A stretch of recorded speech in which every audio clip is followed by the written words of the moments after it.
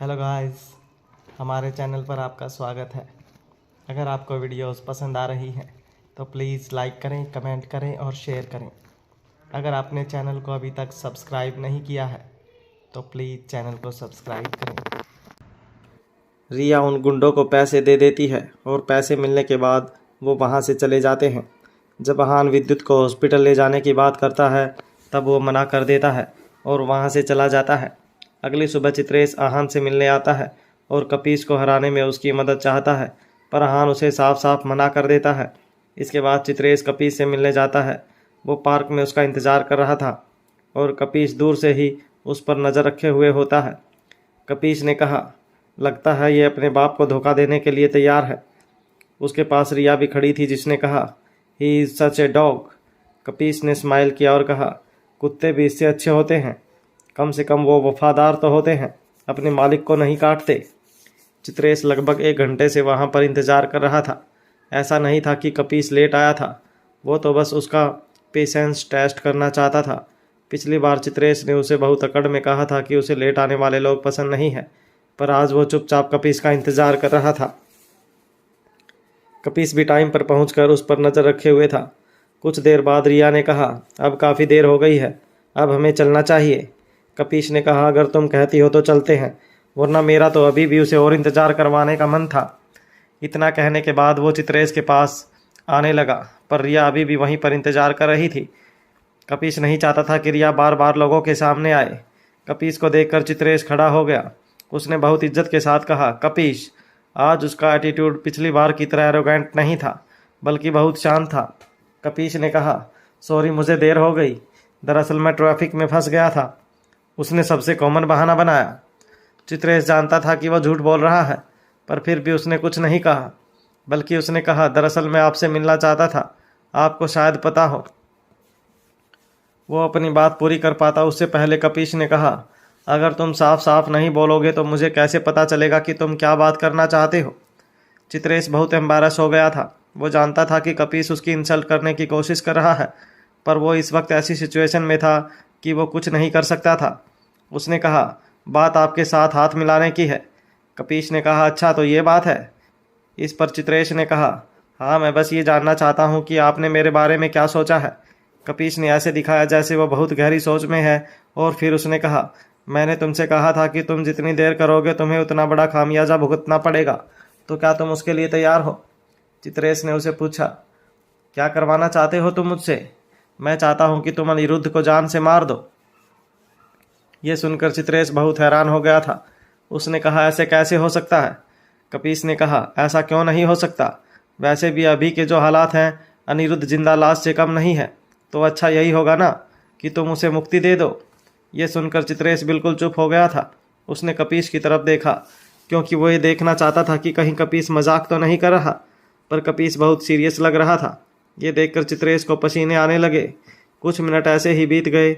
उधर रिया को बहुत अजीब लग रहा था। उसे एक अजीब सी फीलिंग हो रही थी, पर उसे समझ नहीं आ रहा था कि वो क्या फीलिंग थी। अगले ही पल उसने जब कपीस की तरफ देखा तो वो जैसे उसके पैरों तले ज़मीन खिसक गई।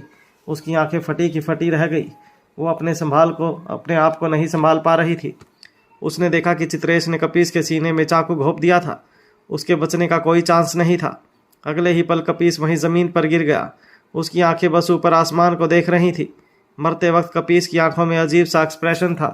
ऐसा लग रहा था जैसे उसे बहुत बड़ा धक्का लगा था और वो विश्वास नहीं कर पा रहा था कि चित्रेश ऐसा भी कुछ कर सकता था। पार्क में वो लोग अकेले नहीं थे, बल्कि बहुत सारे लोग थे। उनके आसपास भले ही सन्नाटा था, पर जिसने भी ये देखा था वो बहुत डर गया था। लोगों ने तुरंत पुलिस को कॉल किया और वो लोग जल्दी ही आ गए। कपीस बहुत हाई प्रोफाइल इंसान था, इसलिए वहाँ पर न्यूज़ चैनल से भी लोग आ गए थे। अहान को कपीस के बारे में न्यूज़ से ही पता चला था। उसे चित्रेश का चेहरा साफ नज़र नहीं आया था, पर उसकी पर्सनैलिटी देखकर वो समझ गया था कि वो चित्रेश ही था। अब अहान पार्क में पहुंचा तब रिया की हालत बहुत ख़राब थी। रो रो कर उसका बुरा हाल हो चुका था। उसका खूबसूरत चेहरा बिल्कुल ढल गया था। एक बार के लिए अहान ने उसे पहचाना ही नहीं। पहचानता ही उसने रिया को संभाला। वो उसकी बाहों में रो रही थी। अहान उसे कोई भी सवाल करता तो भी रिया के पास कोई जवाब नहीं होता। अहान के पास जब कोई ऑप्शन नहीं बचा, वो रिया को अपने होटल ले गया। उसने रिया को बेड पर सुलाया और खुद रूम के बाहर चला गया। इस वक्त आधी रात हो चुकी थी। ये बात सब जगह फैल गई थी कि कपीस का मर्डर हुआ है और खूनी वहीं पर पकड़ा गया। अहान के मन में इस वक्त बहुत सारे सवाल चल रहे थे। उसे समझ नहीं आ रहा था कि चित्रेश ने ऐसा क्यों किया था। क्या ये उसका पहले से प्लान था या फिर अचानक से वहाँ ऐसा कुछ हुआ था जिसकी वजह से उसे ये करना पड़ा। अगर उसने ऐसा कर दिया था तो फिर वो वहाँ से भागा क्यों नहीं, वो पुलिस के आने का इंतज़ार क्यों करता रहा। अहान को कुछ समझ नहीं आ रहा था, इसलिए वो कपीस की फैमिली से कांटेक्ट करने की कोशिश कर रहा था, पर उसका भी कोई फ़ायदा नहीं हुआ। कपीस का परिवार इस वक्त मातम मना रहा था। वहाँ पर अफरा तफरी मची हुई थी। किसी के पास भी अहान से बात करने का वक्त नहीं था, पर उनकी नज़र में कपीस इतना ज़रूरी नहीं था जितना उसका पैसा ज़रूरी था। कपीस के कोई बच्चे नहीं थे, इसलिए जितने भी लोग उससे रिलेटेड थे वो सब उसका पैसा लेना चाहते थे। जब कपीस की फैमिली में से किसी ने उससे बात नहीं की, तब उसके पास एक ही इंसान बचा था, वो था वर्धन। अब वर्धन ही था जो उसे कुछ बता सकता था। वर्धन ने अहान का कॉल रिसीव कर लिया था। उसका फ़ोन उठाते ही अहान ने कहा, वर्धन, वहाँ पर क्या चल रहा है। वर्धन खुद नहीं जानता था कि वहाँ पर चल क्या रहा था। उसने कहा, मैं तो आपसे जानना चाहता था कि अचानक से ऐसा क्या हुआ कि ये सब हो गया। अहान ने कहा, मुझे नहीं पता। मैंने कपीस के घर कॉल किया था पर कोई फ़ोन नहीं उठा रहा। तुम जानते हो कि क्या चल रहा है। वर्धन कुछ जानता था। उसने कहा, कपीस सर की मौत हो गई है। अहान जानता था कि ये बात सच थी, वरना न्यूज़ में इस बात के चर्चे नहीं होते। वो जानता था कि कपीस की मौत के बाद मुंबई की दिशा बदलने वाली थी। तभी वर्धन ने कहा, अहान सर, आपने सोचा है कि मुंबई शहर का कपीस की मौत के बाद क्या होगा। अहान हैरान हो गया क्योंकि उसे समझ नहीं आ रहा था कि उसकी बात का मतलब क्या था। वर्धन ने कहा, अगर आप चाहते हैं तो मैं आपकी कपीस सर के अरेस्ट लेने में आपकी मदद कर सकता हूँ। ये सब बहुत जल्दी हो जाएगा। कुछ लॉसेस तो होंगे पर प्रॉफिट भी बहुत ज़्यादा होगा। कपीस सर के पास कितना पैसा है ये सब तो जानते ही हैं। अहान थोड़ा सोच में पड़ गया था। कपीस की मौत को कुछ ही वक्त हुआ था, पर फिर भी उसकी मौत से ज़्यादा सब उसके पैसों के बारे में सोच रहे थे। उसके मन में एक ही ख्याल आया कि वो सब कितने पत्थर दिल हैं। उसने कहा, वो सब कपीस की फैमिली का है, इसलिए हमें ये मैटर उन पर छोड़ देना चाहिए। उसने फैसला कर लिया था कि वो इन सब में नहीं पड़ना चाहता। पर फिर भी वर्धन ने कहा, अहान सर, वो इस सब के लायक नहीं है, वो ये सब डिजर्व नहीं करते। अहान ने भी ऐसा कुछ सोचा था, पर फिर भी वो इन सब में नहीं पड़ना चाहता था। उसने अभी भी वर्धन के ऑफ़र को रिजेक्ट कर दिया। वर्धन बहुत निराश था, पर फिर भी उसने कहा, अहान सर, अगर आप अपना मन बदलें तो मुझे ज़रूर कांटेक्ट करना। तब तक मैं सब कैसे हासिल करना है उसके बारे में सोचता हूँ। बात क्वालिटी और क्वांटिटी दोनों की है। कपीस सर की फैमिली ये सब नहीं जानने देने वाले हैं। उनके हाथ तो जैसे जैकपॉट लग गया है। अहान ने इसके आगे वर्धन से कोई बात नहीं की। रिया अभी भी उसके रूम में थी। अब उसे समझ आ रहा था कि रिया इतना क्यों रो रही थी। कपीस की फैमिली के पास तो उसका पैसा था, पर कपीस के जाने के बाद रिया के पास कुछ भी नहीं था। वो एक तरह से बेघर हो गई थी। कपीस के परिवार को सब कुछ मिलने वाला था, पर रिया के हाथ कुछ नहीं आने वाला था। कानूनन यही होना था। अहान जानता था कि रिया बहुत दर्द में होगी, पर वो कुछ नहीं कर सकता था। उसके हाथ में कुछ भी नहीं था। उसे याद आया कि रिया ने कहा था कि अगर कपीस मर गया तो भी उसके साथ मर जाएगी। जब अहान रूम में आया तो उसने देखा कि रिया बेड पर सोई हुई थी। जैसे ही वो अंदर आया, रिया जाग गई। उसे ऐसा देखकर अहान ने कहा, सॉरी, मैं बाहर चला जाता हूँ। रिया ने कहा, क्या तुम रुक सकते हो, मुझे डर लग रहा है। अहान जानता था कि उसका डरना नॉर्मल है, क्योंकि कपीस की मौत के सामने उसके सामने हुई थी। उसने कहा, ओके। इसके बाद वो रिया के साइड में आकर बैठ गया। रिया ने कहा, सब कुछ कितना शांत है। वो बहुत उदास थी। अहान ने कहा, चिंता मत करो, मैं तुम्हें कुछ नहीं होने दूंगा। तुम्हें पैसों की चिंता करने की ज़रूरत नहीं है। Thank you. इसके बाद वहाँ पर फिर से सन्नाटा हो गया था। अब अहान को समझ नहीं आ रहा था कि वो क्या बोले। तब रिया ने कहा, तुम मुझसे कुछ चाहते हो। इस पर अहान ने कहा, कपीस तो मर चुका है, पर मैं नहीं चाहता कि तुम भी अपनी जान दे दो। रिया ने कहा, मैंने पहले तो यही सोचा था कि मैं मर जाऊं। कपीस मर चुका है तो फिर अब मेरे ज़िंदा रहने का क्या फ़ायदा। मैं मरना चाहती हूं, पर जब भी मैं मरने के बारे में सोचती हूँ मैं बहुत डर जाती हूँ। अहान ने उसे समझाते हुए कहा, मौत बहुत डरावनी चीज़ है, तुम्हें इसके बारे में सोचना ही नहीं चाहिए। भले ही कपीस मर गया है, पर तुम्हारी ज़िंदगी ख़त्म नहीं हुई है। तुम बहुत कुछ कर सकती हो। रिया ने उससे पूछा, मैं ऐसा क्या कर सकती हूँ। अहान के पास उसके इस सवाल का कोई जवाब नहीं था। वो बिल्कुल चुप हो गया था। रिया भी कुछ नहीं बोल पा रही थी। काफ़ी देर की शांति के बाद रिया ने उसकी तरफ देखा और पूछा, क्या तुम मुझे हक कर सकते हो। ये सुनकर आहान थोड़ा सा हैरान हो गया। उसे रिया के इरादे समझ नहीं आ रहे थे। क्या रिया ये सब इनोसेंस में कर रही थी या फिर उसका मकसद कुछ और था? हक करने की बात को लेकर आहान थोड़ा हैरान तो हो गया था, पर उसने इसके बारे में ज़्यादा नहीं सोचा। उसने रिया से पूछा, इसके बाद तुम सो जाओगी? उसने कहा हाँ। इसके बाद आहान ने उसे हक कर लिया। रिया उसकी बाहों में बहुत कंफर्टेबल हो गई थी। वो बीच बीच में उसके बहुत करीब आ रही थी और उसका शरीर सहला रही थी। उसकी इस हरकत से आहान थोड़ा अनकंफर्टेबल हो रहा था। वो तुरंत रिया से दूर हो गया। उसे अपने से दूर जाता देख रिया ने कहा, चिंता मत करो, मैं तुम्हारे साथ कुछ गलत नहीं करूँगी, बस मुझे अपनी बाहों में रहने दो। इतना बोलने के बाद वो फिर से आहान से लिपट गई। आहान बहुत हैरान और परेशान था। उसे पूरी रात नींद नहीं आई थी। वो बस रिया के बारे में सोचता रहा। उसका बर्ताव बहुत अजीब था। उसे नींद कैसे आ सकती थी? पूरी रात सब कुछ बहुत शांत था। अगली सुबह आहान जब उठा तो रिया उसके पास सुकून से सोई हुई थी। आहान ने उसे अपने आप से दूर किया और फ्रेश होने बाथरूम में चला गया। अपने मुंह धोने के बाद वो थोड़ा फ्रेश फील कर रहा था। जब वो बाहर आया तो रिया बैठी हुई थी। उसने कहा, तुम मुझे अपना सकते हो? यह सुनकर आहान शौक हो गया। उसने कहा, तुम कहना क्या चाहती हो?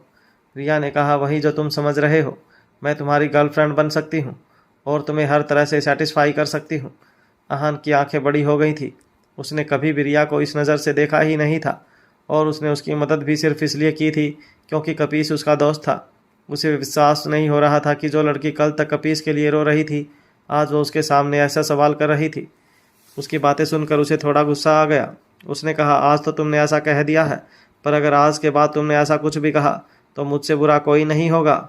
मैं सीधा तुम्हें बाहर भेज दूंगा, भले फिर तुम कैसी भी हालत में क्यों ना हो। रिया ने आहान को बहुत सीरियसली देखा ताकि वो समझ सके कि वो क्या सोच रहा था, पर आहान के चेहरे पर कोई एक्सप्रेशन नहीं था। तभी आहान ने उससे कहा, तैयार हो जाओ। उसका ये बोलते ही रिया समझ गई कि वो बहुत सीरियस था। वो अब भी उसी की तरफ देख रही थी। आहान ने भी उसे देखा और वहाँ से चला गया। आहान के लिए दोस्ती बहुत इम्पोर्टेंट थी।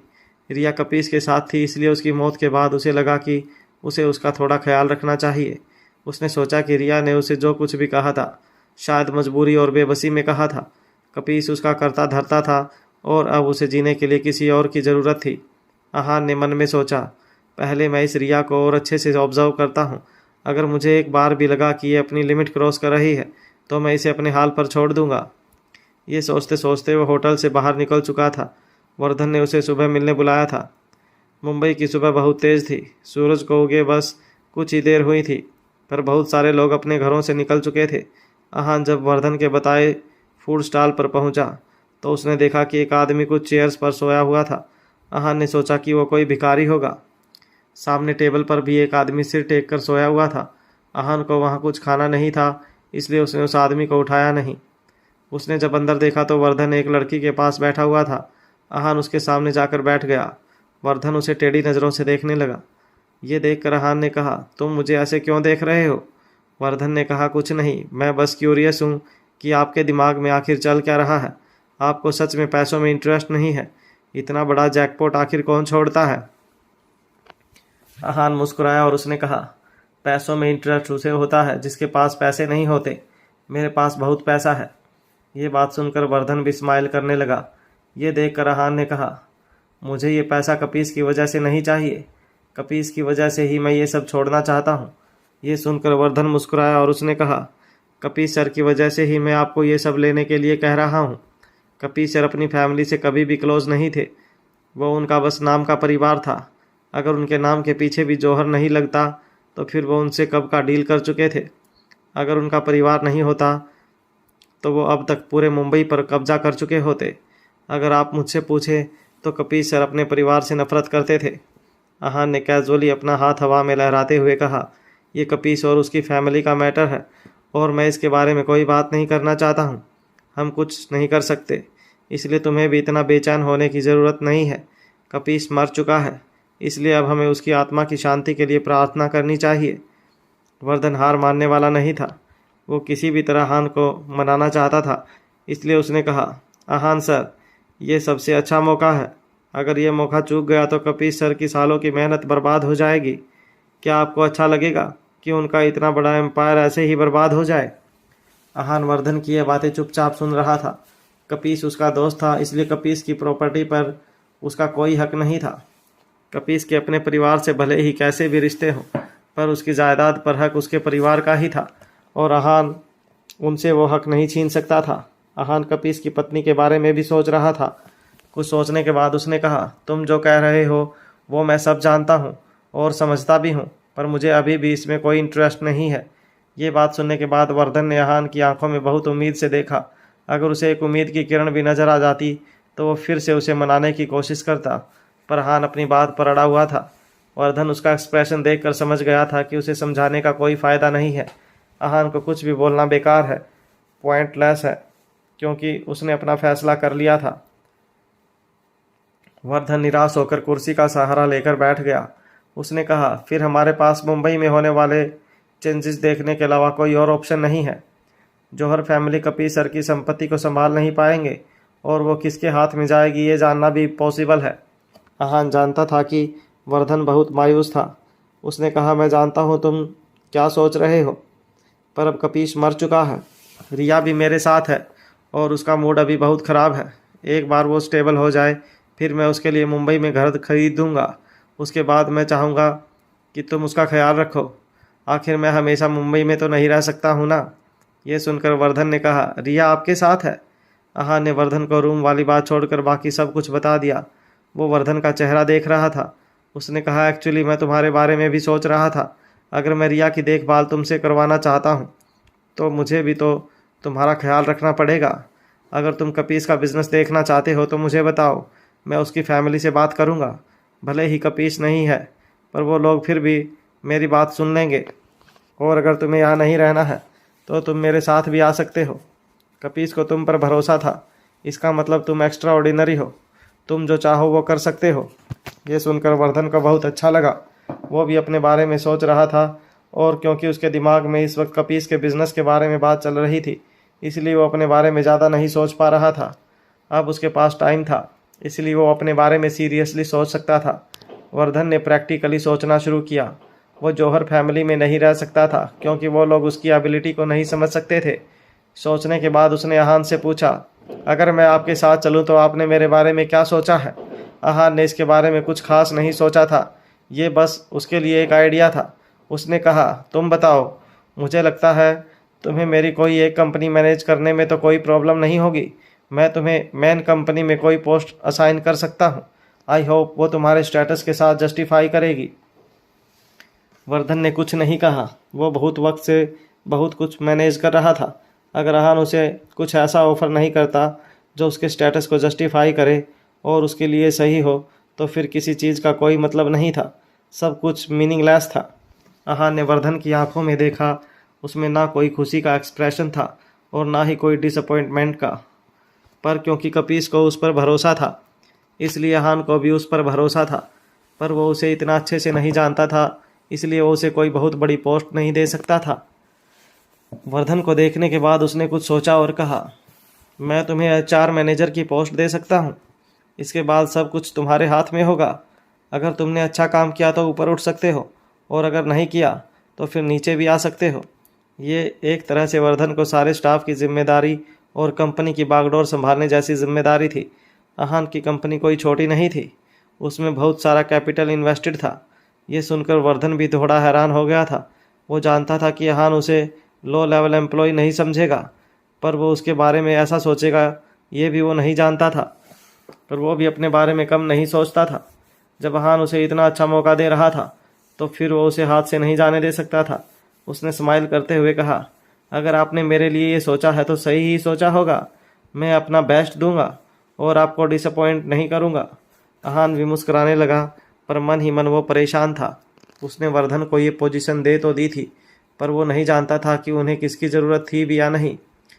अगर उसे वैकेंसी नहीं मिली तो उसे किसी को उस पोस्ट से हटाना पड़ेगा, जो बिल्कुल आसान नहीं होगा। वर्धन का मामला तो सेटल हो गया था, पर रिया अब तक सेटल नहीं हुई थी। पहले वो उसे मुंबई में घर दिलवाकर वर्धन को सौंपना चाहता था, पर अब तो वर्धन खुद उसके साथ मनाली आ रहा था। फिर रिया के बारे में आहान क्या सोचेगा? अब आहान रिया के बारे में सोच रहा था। पहले वो उसे वर्धन की देखभाल में छोड़ने वाला था, पर अब वर्धन खुद मनाली चलने वाला था, इसलिए उसके पास कोई ऑप्शन नहीं था। उसने कहा, तुम मेरे साथ चल रहे हो तो रिया को भी हमें अपने साथ ही ले जाना होगा, पर मुझे समझ नहीं आ रहा कि मैं उसे मनाली कैसे लेकर जाऊं। वर्धन ने कहा, अगर आपको उसे मनाली ले जाने में प्रॉब्लम है तो मैं ले जाता हूं। वैसे भी मैं अकेला तो हूँ, कोई मुझे सवाल नहीं करेगा। आहान और रिया के बीच में कुछ नहीं था, पर फिर भी वो नहीं चाहता था कि कोई उनके बारे में बात करे। वो और शनाया अब सिर्फ दोस्त थे, पर फिर भी वो नहीं चाहता था कि शनाया उसके बारे में कुछ गलत सोचे। उसने कहा, ठीक है, मैं तुम दोनों को मनाली आने की अरेंजमेंट करता हूँ। दोनों जब तक आपस में बात कर रहे थे तब तक वो भिखारी और काउंटर पर बैठा आदमी भी उठ गए थे, पर फिर जब उन्होंने देखा कि वहाँ कोई नहीं आया है, बस दो लोग आपस में बात कर रहे हैं, तो वो फिर से सो गए। बात करने के बाद वर्धन और आहान वहाँ से बाहर निकल गए। जब आहान को समझ नहीं आ रहा था कि उसे वापस होटल जाना चाहिए या नहीं, रिया अभी भी वहीं थी और उन दोनों के बीच में एक बहुत ऑकवर्ड मोमेंट हो चुका था। आहान बहुत कुछ सोच रहा था, पर फिर वो वापस होटल नहीं गया। वो एक कॉफ़ी शॉप में चला गया जहाँ उसने लगभग पूरा दिन बिताया और वर्धन और रिया के मनाली चलने का पूरा प्लान बनाया। रात को वो वापस उस फूड स्टॉल में आया जहाँ वो वर्धन से मिला था और उस भिखारी की तरह 3-4 कुर्सियों पर सो गया। जल्दी ही आहान मनाली आने के लिए तैयार हो गया। वो बहुत वक्त से मनाली नहीं गया था और ये साल का वो टाइम था जब मनाली में बहुत ठंड होती है। आहान अपने शहर वापस जाने के लिए बहुत एक्साइटेड था। मुंबई की हालत अभी भी बहुत ख़राब थी, पर आहान ने ज़्यादा इंतज़ार नहीं किया। वो बस कपीस का सब कुछ खत्म होने का इंतज़ार कर रहा था और फिर वो मनाली आने वाला था। रिया भी उसके साथ आने वाली थी, पर वर्धन कुछ दिन और वहाँ पर रुकना चाहता था। वो देखना चाहता था कि कपीस की एम्पायर का क्या होता है। आहान ने फ़्लाइट की टिकट्स बुक कर दी थी, इसलिए वो वहाँ नहीं रुक सकता था और रिया भी नहीं रुकना चाहती थी क्योंकि उसके पास वहाँ रुकने के लिए कुछ नहीं था। आहान और रिया ने फ़्लाइट पकड़ ली। पीछे मुंबई में क्या होने वाला था इससे उन्हें कोई फ़र्क नहीं पड़ता था। जब दोनों फ़्लाइट में बैठे थे तब दोनों आपस में कोई बात नहीं कर रहे थे। रूम में जो भी हुआ था उसके बाद दोनों एक दूसरे से थोड़ा कटे हुए थे। बेसिक कन्वर्सेशन के अलावा दोनों एक दूसरे की तरफ देख भी नहीं रहे थे। फ़्लाइट जब टेक ऑफ हुई तब रिया ने एक फ़ैशन मैगज़ीन निकाल ली और उसे पढ़ने में बिज़ी हो गई। आहान ने जब उस मैगज़ीन में झांक कर देखा तब उसे लगा कि उसमें जो मॉडल थी वो रिया जितनी खूबसूरत नहीं थी। भले ही वो दोनों आपस में बात नहीं कर रहे थे, पर अपने मन में तो वो रिया की तारीफ़ कर ही सकता था। उसके पास करने के लिए कुछ था ही नहीं, इसलिए उसने सोचा कि वो थोड़ी देर सो जाएगा। जैसे ही उसने आंख बंद की वहाँ एक लड़का आया और उसने रिया से कहा, हेलो ब्यूटीफुल, मुझे ऐसा क्यों लग रहा है जैसे मैंने आपको पहले कहीं देखा है। आहान ने अपनी आंखें नहीं खोली। वो उनकी बातें सुनना चाहता था। वो देखना चाहता था कि रिया इस लड़के से कैसे डील करती है जो उससे फ्लर्ट करने की कोशिश कर रहा था। रिया समझ गई थी कि वो बस फ्लर्ट कर रहा है, इसलिए उसने कहा, रियली, मुझे भी ऐसा लग रहा है जैसे मैंने आपको पहले कहीं देखा है, पर कहाँ, ये मुझे भी याद नहीं आ रहा है। आहान अभी भी आंख बंद करके उनकी बातें सुन रहा था। उस लड़के ने रिया से कहा, अगर ऐसा है तो फिर ज़रूर कोई कनेक्शन होगा। मुझे लगता है हमें अपने आप को इंट्रोड्यूस करना चाहिए। क्या पता हमें याद आ जाए कि हम कहाँ मिले थे। ये बोलते हुए वो लड़का मुस्कुरा रहा था। इसके बाद उसने कहा, वैसे ये टॉपिक मैं लेकर आया हूँ। मैं तो ही बता देता हूँ कि मैं कौन हूँ। मेरा नाम आदेश भंसाली है। मैं अभी फ्रांस से अपनी पढ़ाई करके आया हूँ। मुझे लगता है हम कोई बहुत अनएक्सपेक्टेड जगह पर मिले होंगे। रिया ने कहा, मेरा नाम रिया है और मैं शायद आपके जैसी नहीं हूँ। मैं बहुत ऑर्डिनरी लड़की हूँ। आदेश ने कहा, आप मजाक कर रही हैं ना? आप ऑर्डिनरी लड़की ही हो, ये हो नहीं सकता। आप बिजनेस क्लास में ट्रैवल कर रही हो। आपका टेम्परामेंट देखकर मुझे लगता है कि आप एक बहुत नोबल फैमिली की बिलोंग करती हो। आपका स्टेटस और वाइब्स बहुत रॉयल हैं और सिर्फ बातें आपकी खूबसूरती को जस्टिफाई नहीं कर सकती हैं। आप किसी फेयरी से कम नहीं हैं। You are so pretty. ये सारी बातें सुनकर रिया का चेहरा लाल हो गया और वो शर्मा गई। उसने कहा, आप बहुत ज़्यादा बोल रहे हैं। मुझ में ऐसा कुछ नहीं है जो आप मेरी इतनी तारीफ़ करें। आप तो ऐसे बोल रहे हैं जैसे मैं कोई राजकुमारी हूँ। आदेश ने कहा, अगर इस ज़माने में राजा रानी जैसा कुछ होता तो आप दुनिया की सबसे खूबसूरत राजकुमारी होती। आहान जो ये सारी बातें सुन रहा था उसे बहुत अजीब लग रहा था।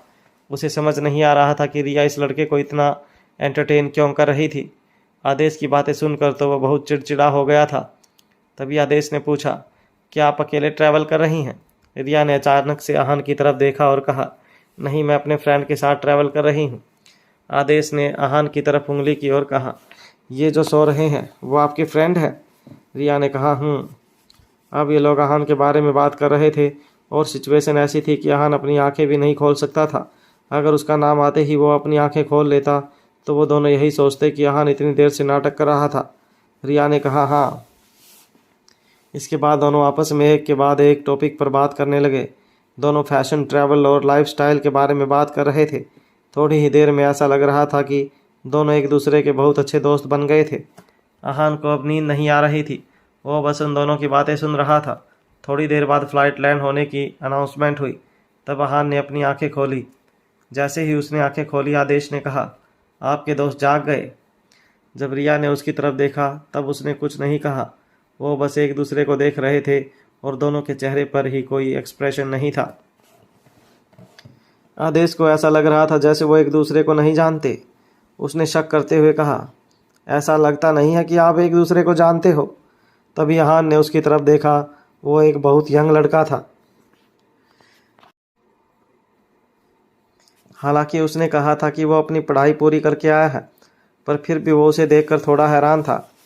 जब आहान ने उसे देखा तो वो स्माइल करने लगा और आहान ने भी एक फेक स्माइल कर दी। दोनों की ये पहली मुलाकात थी, पर फिर भी आहान का उसकी तरफ जेस्चर अच्छा नहीं था। उसने कहा, तुम्हें क्या लगता है और क्या नहीं, ये इम्पोर्टेंट नहीं है। आदेश को समझ नहीं आ रहा था कि वो उसके सामने इतना रूखा बर्ताव क्यों कर रहा था। उसने तो ऐसा कुछ किया भी नहीं था। उसने कहा, मेरे कहने का वो मतलब नहीं था, मुझे बस आपके एक्सप्रेशन अजीब लगे इसलिए मैंने ऐसा कहा। रिया भी आहान की तरफ देख रही थी, जैसे उसे जानना चाहती हो कि उसने ऐसा क्यों किया। उसने कहा, हमारे बीच में क्या हुआ है ये भी तुम्हें जानने की ज़रूरत नहीं है। आदेश समझ गया था कि आहान किसी बात से बहुत नाराज है। वो किसी बहस में उलझना नहीं चाहता था। उसने रिया से धीरे से कहा, रिया, मैं अभी कुछ दिन मनाली में ही हूँ। अगर आपको सही लगे तो क्या आप मुझसे फिर से मिलना चाहेंगी? It will be a pleasant meeting you. Riya ने कहा, the pleasure is all mine. इसके बाद दोनों ने एक दूसरे के साथ अपने नंबर एक्सचेंज कर लिए। दोनों बहुत फ्रेंडली हो गए थे। रिया को देखकर आहान को समझ नहीं आ रहा था कि उसके और कपीस के बीच में कैसा रिश्ता था। रिया को देखकर आहान को समझ नहीं आ रहा था कि उसके और कपीस के बीच में कैसा रिश्ता था। रिया कपीस से ऐसा प्यार करती थी कि उसके मरने के बाद पहले वो आहान से अपनी उसकी गर्लफ्रेंड बनने के बारे में पूछ चुकी थी और अब एक अनजान लड़के के साथ इतना पैशनेट कन्वर्सेशन कर रही थी। कुछ देर सोचने के बाद आहान ने उसके ख्याल को अपने मन से निकाल दिया। वैसे भी एक बार वो रिया के रहने की और सरवाइव करने की जगह अरेंज कर दे, फिर उसे उससे कोई लेना देना नहीं होगा। फाइट लैंड हो गई थी और वो दोनों बाहर आ गए थे। आहान जब पिछली बार ग्लोबल मार्शल आर्ट्स कंपटीशन से वापस आया था तब हिमानी उसका एयरपोर्ट पर इंतज़ार कर रही थी, पर इस बार वो यहाँ नहीं थी। वो आहान के और अपने रिश्ते को लेकर श्योर नहीं थी, इसलिए उसे भूलने के लिए वो पढ़ाई करने अब्रॉड चली गई थी। उसे नहीं लगता था कि आहान कभी उसका हो पाएगा, इसलिए उसका उसे भूल जाना ही ठीक था। आहान बहुत वक्त बाद मनाली आया था, इसलिए वो बहुत खुश और रिलैक्स था। मनाली उसका बेस था। यहाँ पर उसके बहुत सारे बिजनेस थे और साथ ही यहाँ पर उसे बहुत सारे लोग जानते भी थे। मनाली आते ही आहान को ऐसा लगा जैसे वो अपनी पीसफुल और कंफर्टेबल लाइफ में वापस आ गया हो। आहान ने ब्रोकर से कहकर रिया के लिए घर अरेंज करवाया था।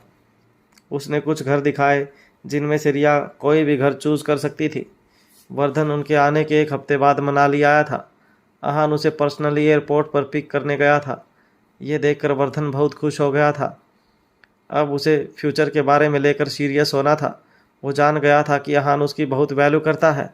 जब वो आहान की लग्जरी कार में बैठे तब आहान ने कहा, वेलकम टू मनाली।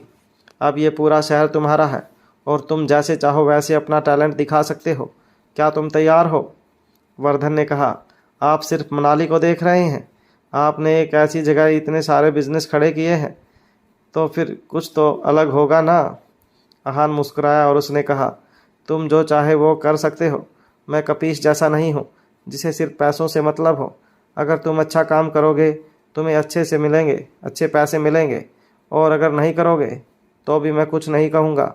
जो तुम्हारा है वो तुम्हारा ही रहेगा, पर तुम्हारी ग्रोथ का फैसला मेरे हाथ में होगा। ये सुनकर वर्धन हैरान हो गया। उसे नहीं लगा था कि उसका नया बॉस ऐसी बात बोलेगा। वर्धन ने कहा, अगर मैंने आपकी कंपनी को बहुत कुछ बड़ा नुकसान पहुंचा दिया तो? आहान इस सवाल का कैसे जवाब देगा। ये बात सुनकर आहान हैरान हो गया। उसने कहा, अगर तुम ऐसा कर पाओ तो फिर मैं तुमसे बहुत इम्प्रेस हो जाऊंगा। ये बस इतना आसान नहीं है। उसकी इस बात पर दोनों स्माइल करने लगे। इसके बाद कार एक होटल के सामने रुकी। आहान ने वर्धन के लिए वहां पर एक शूट बुक किया था। उसने कहा, मैंने सोचा कि तुम अकेले हो, इसलिए कुछ वक्त तुम्हारा होटल में रहना ठीक होगा। तुम लड़के हो तो तुम्हारे लिए काम और घर साथ संभालना आसान नहीं होगा। यहाँ पर तुम्हें रहने की भी जगह मिल जाएगी और खाने के लिए भी यहाँ ऑप्शंस हैं। वर्धन ने सोचा कि ये बहुत अच्छा आइडिया था। उसने नहीं सोचा था कि आहान इतना थॉटफुल होगा और उसके कंफर्ट के लिए फैसला लेगा। उसने कहा, यह आपने अच्छा किया। मैं रास्ते में यही सोच रहा था, अगर मुझे अकेले रहना पड़ा तो मैं कैसे रहूँगा। दोनों होटल की लॉबी में बैठे थे। वो 5 स्टार होटल था, इसलिए वहाँ पर सब कुछ वैसा ही लग्जूरियस था और पॉश था। जो भी लोग वहाँ आ रहे थे वो बहुत इलाइट, रिच और हाई फाई लग रहे थे। चारों तरफ सब कुछ चमक रहा था और स्टाफ भी सबसे बहुत प्यार से बात कर रहे थे। आहान ने कहा, तो हम अंदर चलकर देखें। वर्धन ने कहा, मैं अपने आप चला जाऊंगा, पर उससे पहले मैं आपसे अपने फ्यूचर प्लान के बारे में कुछ बात करना चाहता हूँ। आहान ये सुनकर हैरान था। उसने बहुत क्यूरियसली वर्धन को देखा। वो अभी अभी मनाली आया था, पर उसने अपने फ्यूचर का प्लान भी बना लिया था। उसने कहा, पहले मैं तुमसे इस बारे में बात नहीं करना चाहता था। मैं चाहता था कि तुम बोर्ड ऑफ डायरेक्टर से बात करो, पर अब तुम इतने एक्साइटेड हो तो मुझे ही बता दो कि क्या प्लान है। आहान ने ये बात बहुत लाइटली बोली थी, पर वर्धन ने उसे बहुत सीरियसली ले लिया था। उसने अपने बैग से एक फ़ोल्डर निकाला और आहान को दे दिया। वहाँ पर किसी को किसी से मतलब नहीं था, इसलिए वो लॉबी में बैठकर ये बात कर सकते थे। आहान ने उसे फ़ोल्डर लिया और उसे देखने लगा। उसमें बहुत सारी इन्फॉर्मेशन थी। आहान इतना सब नहीं देखना चाहता था, इसलिए उसने कहा, जो भी है तुम बता दो, मैं ये सब पढ़ना नहीं चाहता। वर्धन ने कहा, ओके, मेरे पास ज़्यादा टाइम तो नहीं था, पर फिर भी मैंने कुछ इन्वेस्टिगेट किया आपके बिज़नेस के बारे में। मैं ज़्यादा कुछ तो नहीं जान पाया, पर मुझे जितना पता चला उसमें बहुत सारी प्रॉब्लम्स हैं। आहान ये सुनकर क्यूरियस हो गया कि कम इन्फॉर्मेशन में उसे इतना कुछ कैसे पता चल गया था। उसने कहा, अच्छा, तुम्हें मेरे बिज़नेस में कमियां नज़र आईं? वर्धन बिल्कुल घबराया नहीं और उसने बहुत फ्रेंडली आहान से बात की। उसे उसके गुस्सा या नाराज़ होने का कोई डर नहीं था। उसने कहा, हाँ, एक प्रॉब्लम है। आपके नाम के अंडर बहुत सारी कंपनीज़ हैं। बहुत सारी तो नई कंपनीज़ हैं, पर बहुत सारी कंपनीज़ ऐसी भी हैं जो बहुत पुरानी हैं। आहान जानता था कि उसके नाम पर बहुत सारी कंपनीज रजिस्टर्ड थीं, पर कितनी पुरानी थी और कितनी नई थी वो ये नहीं जानता था। उसने रायजादा फैमिली से बहुत सारा बिजनेस भी टेक ओवर किया था। वो अपने बिजनेस के बारे में इतना नहीं जानता था, पर वर्धन बहुत कुछ जानता था। ये सोचकर आहान को थोड़ी शर्म भी आ रही थी। उसने पूछा, क्या प्रॉब्लम्स है? वर्धन ने कहा, आपकी कंपनी के अकाउंट्स बिल्कुल सही नहीं हैं। कैश फ्लो भी बहुत ख़राब है। कोई भी डिटेल्स मैच नहीं हो रही है। आहान ने कहा, तो फिर अब तुम इसे कैसे डील करना चाहते हो? वर्धन ने कहा, अगर आपको उन लोगों को सपोर्ट करना है तो मुझे कोई प्रॉब्लम नहीं है।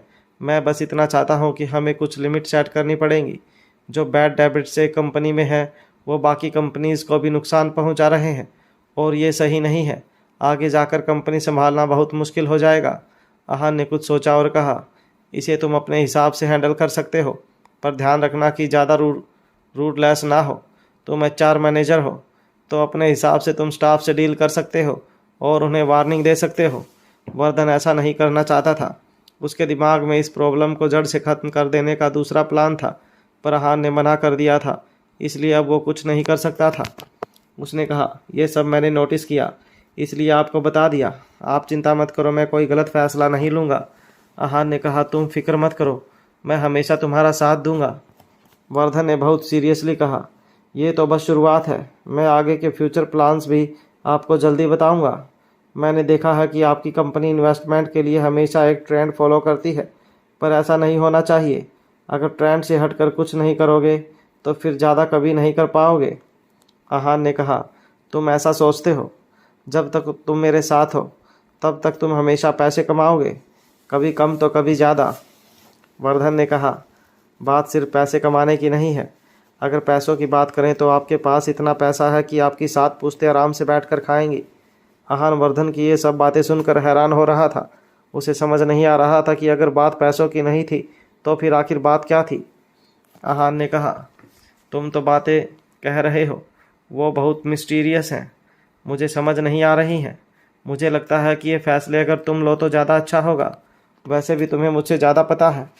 वर्धन मुस्कुराया और उसने कहा, मैं आपके लिए काम कर सकता हूँ पर आपके बिहाफ पर डिसीजन नहीं ले सकता। मैं अपने फील्ड में कुछ भी कर सकता हूँ पर यह फैसला सिर्फ एक लीडर का हो सकता है। अगर आप कोई फ्यूचर गोल सेट करें तो मैं उसे अचीव करने में आपकी पूरी मदद करूँगा। आहान ने कहा, जो कहना है साफ साफ कहो। वर्धन ने कहा, सर आपने कभी दुनिया का सबसे अमीर आदमी बनने के बारे में सोचा है? अगर आप दुनिया के सबसे अमीर और सक्सेसफुल आदमी बनना चाहते हैं और आपके दिमाग में कोई गोल है तो मैं उसे पूरा करने में आपकी मदद कर सकता हूँ। आहान थोड़ा हैरान हो गया था।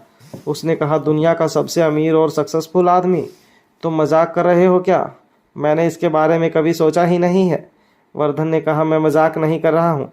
अगर किसी के पास पैसा ना हो और वो ये सब करने की सोचे तो उसे मजाक कहा जा सकता है, पर आपकी बात अलग है। आपके पास इतना पैसा है कि अगर आप ये सपना देखो तो उसे पूरा किया जा सकता है। पैसा और पावर सब कुछ करवा सकता है। आहान बहुत क्यूरियसली उसे देख रहा था। वो देखना चाहता था कि वो जो बोल रहा था वो सच था या फिर वो मजाक कर रहा था। जब आहान ने कुछ नहीं बोला तब वर्धन ने भी कुछ नहीं बोला। दोनों बस काफ़ी देर तक होटल की लॉबी में बैठे रहे। कुछ देर बाद आहान ने कहा, तुमने अभी जो भी कहा है मैं उसके बारे में ज़रूर सोचूंगा। अभी मेरा दिमाग काम नहीं कर रहा है। जब भी मेरे दिमाग में कोई बड़ा फ्यूचर प्लान होगा मैं तुम्हें उसके बारे में ज़रूर बताऊंगा। वर्धन ने स्माइल किया और कहा, अगर आप कुछ सोचते हैं तो मैं उसे अचीव करने में आपका सबसे बड़ा सपोर्टर बनूंगा।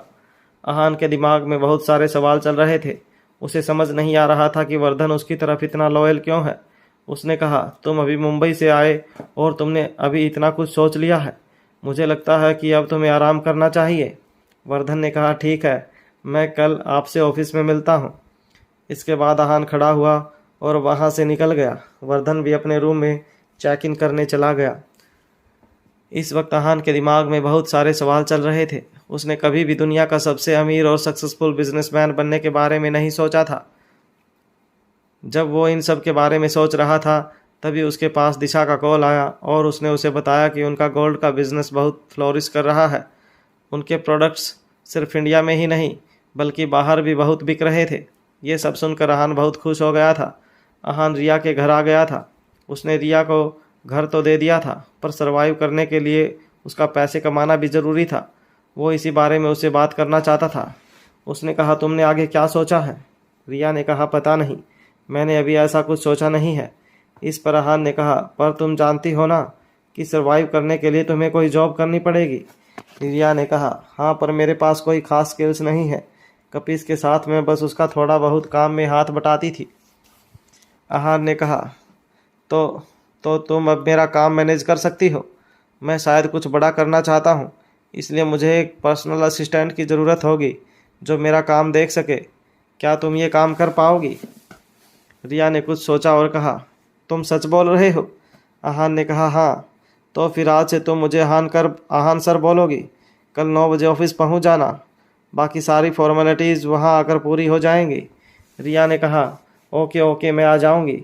उसकी खुशी उसके चेहरे पर झलक रही थी। आहान ने कहा, मैं तुम्हें जॉब दे रहा हूँ और तुम्हें जानता हूँ, इसका मतलब ये बिल्कुल नहीं है कि तुम अपना काम सीरियसली नहीं करोगी। तुम्हारी मेहनत में कोई कमी नहीं आनी चाहिए। रिया ने कहा, तुम बिल्कुल चिंता मत करो, मैं अपना काम बहुत अच्छे से करूँगी। आहान मुस्कुराया और उसने कहा, तुम नहीं, आप।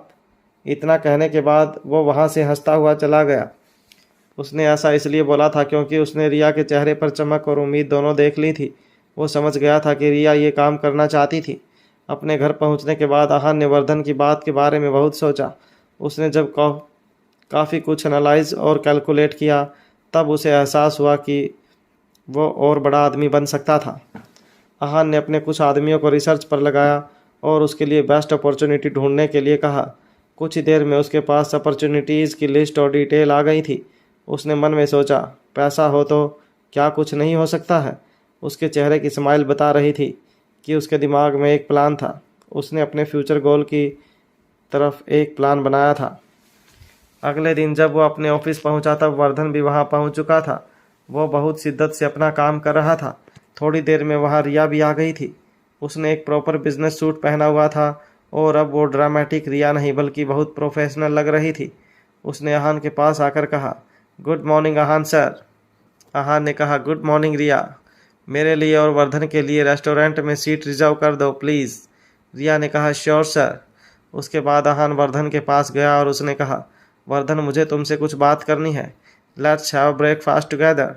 इतने में ही वर्धन समझ गया था कि आहान ने कुछ सोचा था। उसने कहा, श्योर। इसके बाद दोनों रिया के बुक करवाए हुए रेस्टोरेंट में पहुंच गए। रिया भी उनके साथ थी। उसे देखकर वर्धन हैरान था। उसकी हैरानी देखकर आहान ने कहा, मैं कुछ बड़ा करने वाला हूँ, इसलिए मुझे पर्सनल असिस्टेंट की ज़रूरत होगी। रिया मेरी नई पर्सनल असिस्टेंट है। आहान क्या बड़ा करने के बारे में सोच रहा था। वर्धन और रिया एक दूसरे को देखकर मुस्कुराए।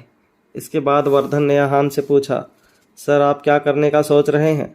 ये सुन आहान ने कहा, बताऊंगा, पर पहले तुम ये बताओ कि तुम मेरा साथ क्यों देना चाहते हो। मेरे बड़ा आदमी बनने के बाद तुम्हारा कैसे फ़ायदा होगा। वर्धन जानता था कि उसे अपना लॉयल्टी टेस्ट देना पड़ेगा। उसे अच्छे से पता था कि आहान उससे ये सवाल ज़रूर करेगा। उसने कहा, मैं भी बड़ा आदमी बनना चाहता हूँ। मुझे लगता है कि अगर मैं आपकी आगे बढ़ने में मदद करूँगा तो आप मेरा भी ख्याल ज़रूर रखेंगे। उसका ये जवाब सुन आहान ने कहा, अगर तुमने अपनी लॉयल्टी साबित कर दी और अपना काम अच्छे से किया तो तुम्हें जो चाहिए वो तुम्हें मिलेगा। मैं अपना 100% दूंगा। पर पहले ये तो बताइए कि प्लान क्या है। वर्धन के इस सवाल पर आहान ने उसे बताया, कल मेरे पास दिशा का कॉल आया था और उसने बताया कि हमारा मुंबई का ज्वेलरी बिजनेस उम्मीद से ज़्यादा अच्छा काम कर रहा है। हमारे पास बहुत कैश फ्लो है और अब मैं उसे किसी नए काम में इन्वेस्ट करना चाहता हूँ। गोल्ड ज्वेलरी का काम तो मुंबई में हो ही रहा है, पर अब मुझे डायमंड में इन्वेस्ट करना है। मेरी रिसर्च टीम ने बताया कि इसमें बेस्ट अपॉर्चुनिटी मुझे सूरत में मिलेगी। वर्धन ने कहा, तो क्या आप सूरत में नया बिजनेस खोलना चाहते हैं। आहान ने कहा, हाँ, मैं सोच रहा हूँ सूरत शिफ्ट हो जाऊँ। मनाली का काम तो अच्छे से चल ही रहा है और मुझे सूरत शहर पसंद भी है। वहाँ रहूँगा तो बिज़नेस पर ज़्यादा ध्यान दे पाऊँगा। इस पर वर्धन ने पूछा, ये आप मुझे क्यों बता रहे हैं। आहान ने कहा, ये सब मैं तुम्हें इसलिए बता रहा हूँ क्योंकि मैं चाहता हूँ कि तुम भी मेरे साथ चलो और इस बिज़नेस को सेटअप करने में मेरी मदद करो। सब कुछ नए सिरे से होगा, इसलिए मुझे तुम्हारा साथ चाहिए। वर्धन ने कुछ सोचा और कहा, ठीक है, मैं डिटेल्ड रिसर्च करके आपको बताता हूँ। अब नाश्ता करो। उसके ये कहते ही तीनों नाश्ता करने लगे। जब वो तीनों नाश्ता कर रहे थे तभी अचानक से आहान की नज़र एक लड़की पर पड़ी। आहान ने उसे देखते ही पहचान लिया। वो शनाया की बेस्ट फ्रेंड रूपल थी। आहान बहुत वक्त से उसे नहीं मिला था, इसलिए वो उससे मिलने के लिए चला गया। दोनों का रिश्ता लव हेट का रहा था। रूपल शुरू में आहान से नफरत करती थी, पर फिर उसकी अच्छाई देखकर वह उससे अच्छा लगने लगा था। आहान ने आवाज़ लगाई, रूपल। रूपल ने जब पीछे मुड़कर देखा तो वो अपने सामने आहान को देखकर हैरान हो गई। शनाया ने उसे सब बताया था।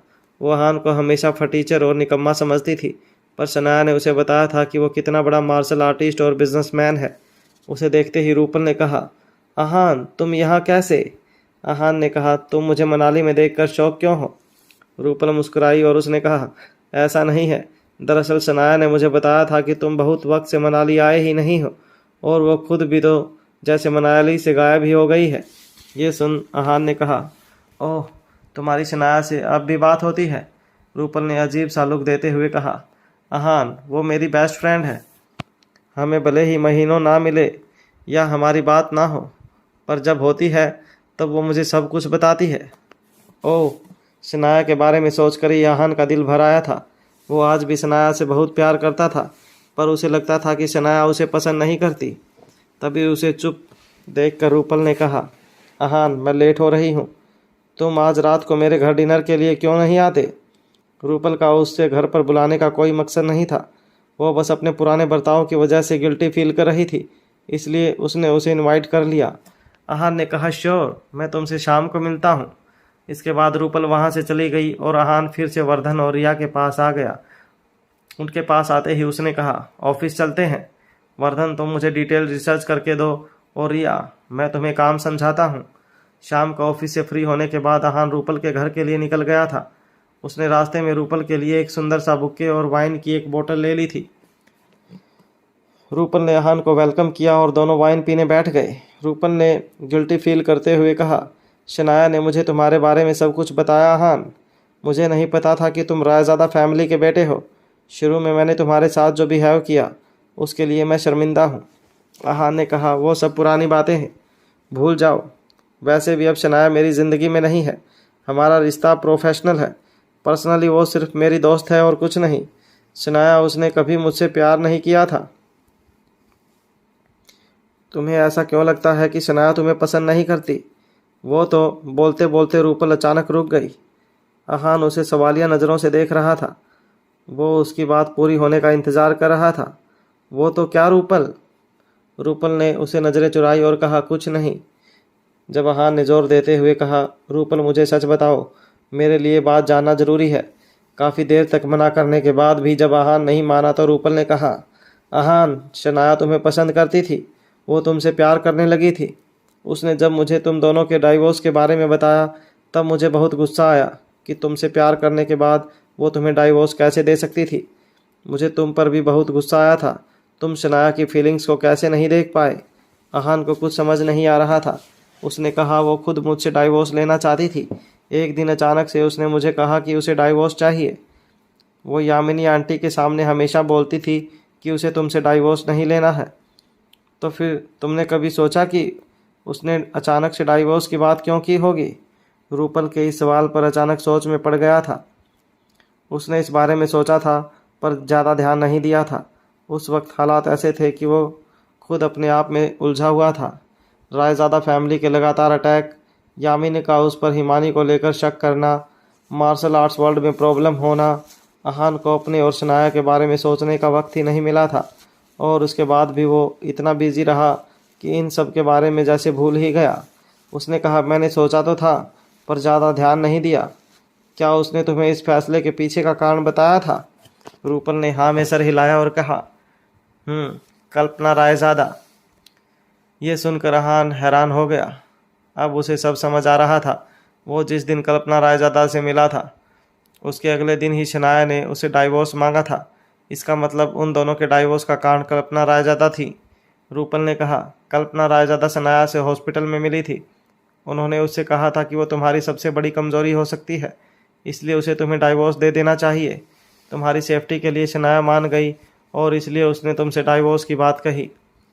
आहान को ये सब सुनकर बहुत बुरा लग रहा था। वो जानता था कि शनाया ने जो किया वो सही था, पर उसने उससे ये बात छुपा कर सही नहीं किया। शनाया ने अपने मन की बात बताए बिना बस उसकी सेफ्टी के लिए उसे डाइवोर्स दे दिया। आहान अब बहुत गिल्टी फील कर रहा था। उसे बुरा लग रहा था कि शनाया ने उसके लिए इतना बड़ा सेक्रीफाइस किया और उसे पता तक नहीं चला। इतने दिनों में उसकी ज़िंदगी में बहुत सारी लड़कियां आई पर उसने किसी की तरफ नज़र उठाकर भी नहीं देखा। वो सबकी मदद इसलिए करता था क्योंकि वो अंदर से बहुत सॉफ्ट था, इसलिए नहीं क्योंकि वो उन लड़कियों की तरफ अट्रैक्ट होता था। वो आज भी सिर्फ शनाया से प्यार करता था। अब वो जानना चाहता था कि शनाया उससे प्यार करती थी। आहान को गहरी सोच में देखकर रूपल ने उसके कंधे पर हाथ रखा और कहा, आहान, क्या सोच रहे हो? उसके छूने से आहान वापस प्रेजेंट में आया और उसने कहा, कुछ नहीं, शनाया के बारे में सोच रहा हूँ। इतने वक्त से इतना सब कुछ हो गया पर शनाया ने कभी मुझसे कुछ नहीं कहा। वो तो किसी से शादी करने के लिए भी तैयार हो गई थी। इस पर रूपल ने कहा, पर शादी की तो नहीं ना? वो अपनी माँ और मौसी की वजह से परेशान थी। उसने तुम्हारे अलावा किसी से शादी के बारे में सोचा भी नहीं होगा। आहान बहुत परेशान हो गया था। वो किसी भी कीमत पर अब जल्द से जल्द बस शनाया से मिलना चाहता था, उसे बात करना चाहता था। उसने रूपल से कहा, मैं अब चलता हूँ। इतना कहने के बाद वो वहाँ से निकल गया। उसने पहले शनाया को कॉल किया पर उसने कॉल पिक नहीं किया। वह बहुत ज़्यादा बेचैन हो गया था। उसने शनाया को कई बार कॉल किया पर जब सामने से कोई रिस्पॉन्स नहीं आया तो उसने दिशा को कॉल किया। दिशा ने कॉल उठाते ही कहा, हेलो आहान सर, सब ठीक है ना? आपने इतनी रात को कॉल किया? आहान ने उसे पूछा। दिशा, शनाया कहाँ है? वो यूरोप से वापस आ गई? हाँ सर, शनाया मैम यूरोप से वापस आ गई हैं और अब वो अपने घर गई हैं। कुछ दिनों से वो ऑफिस नहीं आई हैं। इससे पहले कि वो कुछ और बोलती, आहान ने उसे थैंक यू बोलकर फ़ोन रख दिया। वो समझ गया था कि अगर वो मुंबई में नहीं है तो शिमला में ही होगी। उसके मॉम डैड वहीं पर रहते थे। आहान ने तुरंत सोचा कि वो अब शिमला जाएगा। उसने रिया को कॉल किया और कहा, रिया, मैं शिमला जा रहा हूँ, मेरी सारी मीटिंग्स कैंसिल कर दो और जब तक कुछ बहुत इम्पोर्टेंट ना हो तब तक मुझे कॉल मत करना। Okay sir. ये सुन जैसे ही उसने फ़ोन रखा, उसके पास वर्धन का कॉल आया। उसने फ़ोन उठाया और कहा, हेलो। वर्धन ने कहा, आहान सर, मैंने रिसर्च कर ली है। हमारे डायमंड बिजनेस सेटअप के लिए सूरत से बेहतर जगह और कोई हो ही नहीं सकती। मैंने सब कुछ आपको मेल कर दिया है, आप देख लीजिए। इस पर आहान ने उससे कहा, वर्धन, मैं कुछ काम से बाहर जा रहा हूँ। तुम एक काम करो, एक बिजनेस प्रपोजल और पार्टनरशिप डीड तैयार करो। मैं वापस आकर तुमसे इस बारे में बात करूँगा। वर्धन ने हैरानी से पूछा, पार्टनरशिप किस लिए? आहान ने कहा, मैं जितना कह रहा हूँ उतना करो, बाकी सब मैं तुम्हें मिलकर समझाऊंगा। ओके। इतना कहने के बाद उसने फ़ोन रख दिया। उसे समझ नहीं आ रहा था कि आहान उसे पार्टनरशिप डीड बनाने के लिए क्यों कह रहा था, पर उसे अपने बॉस का ऑर्डर मिला था, इसलिए वो मना भी नहीं कर सकता था। इसके बाद आहान ने अपनी गाड़ी निकाली और शिमला के लिए निकल गया। वो शनाया से मिलने के लिए सुबह तक का भी इंतज़ार नहीं कर सकता था। शनाया ना उसके फ़ोन का जवाब दे रही थी और ना ही उसके मैसेज का रिप्लाई कर रही थी। उसे इतना तो यकीन था कि अगर दिशा ने कहा है कि वो घर गई है तो फिर वो पक्का शिमला में ही होगी। आहान जल्द से जल्द शिमला पहुंचकर जानना चाहता था कि शनाया आज भी उससे प्यार करती है या नहीं। क्या ये आहान और शनाया की ज़िंदगी का नया मोड़ हो सकता है? हेलो गाइस, हमारे यूट्यूब चैनल पर आपका स्वागत है। अगर आपको वीडियोस पसंद आ रही हैं तो प्लीज़ लाइक करें, कमेंट करें और शेयर करें। अगर आपने चैनल को अभी तक सब्सक्राइब नहीं किया है तो प्लीज़ चैनल को सब्सक्राइब करें। आहान पहले वर्धन से पूछता है कि वो उसकी मदद क्यों करना चाहता है। वर्धन जानता था कि आहान उसे उसकी लॉयल्टी के बारे में जानने के लिए ये सवाल ज़रूर पूछेगा। वर्धन का जवाब सुनने के बाद आहान उसे अपने प्लान के बारे में बताता है। वो सूरत शिफ्ट होना चाहता है क्योंकि वहाँ पर डायमंड बिजनेस की बहुत अच्छी अपॉर्चुनिटीज़ हैं। वर्धन से इस बारे में बात करते वक्त आहान को वहाँ रूपल दिखाई देती है, जो उसे अपने घर डिनर के लिए इनवाइट करती है। बातों बातों में वो आहान को उसके और शनाया के डाइवोर्स के पीछे का असली कारण बता देती है। आहान जल्दी से शनाया से मिलने शिमला के लिए निकल जाता है क्योंकि वो जानना चाहता है कि शनाया उसे अभी भी प्यार करती है या नहीं। अगली सुबह आहान बहुत जल्दी शिमला पहुंच गया था। वो सीधा शनाया से मिलने उसके घर चला गया। इतनी सुबह डोरबेल सुनकर शनाया चिड़चिड़ी होकर उठी। वो खुद से कह रही थी, पता नहीं इतनी सुबह कौन आ गया। बड़बड़ाते हुए उसने जब गेट खोला तो उसकी आंखें खुली की खुली रह गई। उसकी सारी नींद उड़ गई थी। विश्वास करने के लिए वो अपनी आंखें मसल रही थी। उसने हैरत में कहा, आहान, तुम सच में यहाँ हो क्या? इतना कहने के बाद उसने उसे अपनी उंगली से उसके कंधे पर छुआ और बोली, तुम तो सच में यहाँ हो। आहान लगातार शनाया को देख रहा था। उसने एक सिंपल नाइट सूट पहना हुआ था। उसके बाल भी थोड़े बिखरे हुए थे। उसके चेहरे पर कोई मेकअप नहीं था, पर फिर भी वो दुनिया की सबसे खूबसूरत लड़की लग रही थी।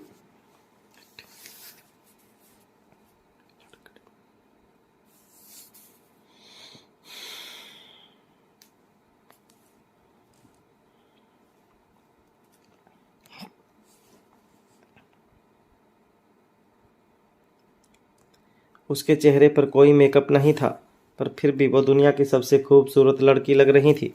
उसके होंठ गुलाब की पंखड़ियों जैसे थे और आंखें तारों की तरह चमक रही थी। आहान उसे देखता ही रह गया।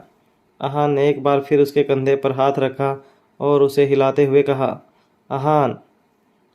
आहान होश में आया और उसने कहा, क्या मैं अंदर आ सकता हूँ? शनाया को अपनी गलती का एहसास हुआ और उसने कहा, हाँ सॉरी, प्लीज़ अंदर आओ। आहान मुस्कुराया और अंदर आ गया। Thank you. शनाया अभी भी बहुत हैरान थी। उसने आहान से पूछा, तुम यहाँ कैसे? और तुम्हें कैसे पता चला कि मैं शिमला में हूँ? उसके सवाल का जवाब देने के बजाय आहान ने उससे ही पूछा, पहले तुम ये बताओ कि तुम इतनी देर से फ़ोन क्यों नहीं उठा रही थी?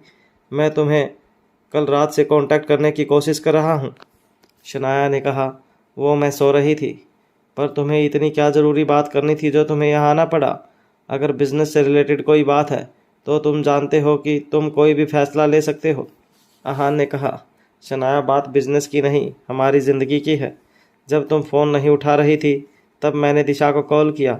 उसने कहा कि तुम घर आई हो। शनाया अब सीरियस हो गई। ओह, पर ऐसी क्या ज़रूरी बात है आहान? तब आहान ने कहा, मैं रूपल से मिला था। रूपल का नाम सुनकर शनाया का चेहरा उतर गया। वो समझ गई थी कि शायद आहान को उनके डाइवोर्स के पीछे की वजह पता चल गई है। वो जानती थी कि अब आहान उससे बहुत सारे सवाल करेगा जिसके जवाब देना उसके लिए शायद आसान नहीं होगा। पर फिर भी उसने अपने आप को शांत रखा और कहा, अच्छा, कैसी है वो? आहान ने पूछा, तुम रूपल के बारे में जानने में ज़्यादा इंटरेस्टेड हो या उससे मुझे क्या बताया ये जानने में ज़्यादा इंटरेस्टेड हो? शनाया उसे नज़रें नहीं मिला सकती थी, इसलिए उसने अपना मुंह फेर लिया और कहा, तुम्हारी जो भी बात हुई हो रूपल से, मुझे क्या, मैं क्यों जानना चाहूँगी? आहान ने उसके सामने जाकर कहा, क्योंकि तुम जानती हो कि रूपल ने मुझे क्या बताया है। तुम्हें यह भी पता है कि मैं तुम्हें क्या बात करने आया हूँ। शनाया ने उसे टालते हुए कहा, ये सुबह सुबह तुम इतनी बहकी बहकी बातें क्यों कर रहे हो? ठीक है, मैं बहकी बातें ही कर रहा हूँ। तुम मुझे ये बताओ, तुमने मुझे अचानक से डाइवोर्स देने का फ़ैसला क्यों किया था? ये वो सवाल था जिससे शनाया सबसे ज़्यादा घबरा रही थी। सवाल सुनते ही उसके माथे पर पसीना आ गया था। उसे समझ नहीं आ रहा था कि उसे क्या करना चाहिए। बहुत हिम्मत करके उसने कहा, आहान, ये सब पुरानी बातें हैं। अब इस बारे में बात करके क्या फ़ायदा? बेहतर यह होगा कि तुम यहाँ से चले जाओ। आहान ने सख्त होकर कहा, बिना जवाब जाने मैं यहाँ से नहीं जाऊँगा। तुम्हें मेरे इस सवाल का जवाब देना ही होगा। ये कैसी ज़िद है आहान? शनाया परेशान हो रही थी। आहान ने फिर ज़िद करते हुए ही कहा, तुम इसे ज़िद कहो या कुछ और, मुझे सच जानना है और वो तुम मुझे बताओगी। शनाया उसे नज़र चुराते हुए बोली, मैं वो सब भूल चुकी हूँ।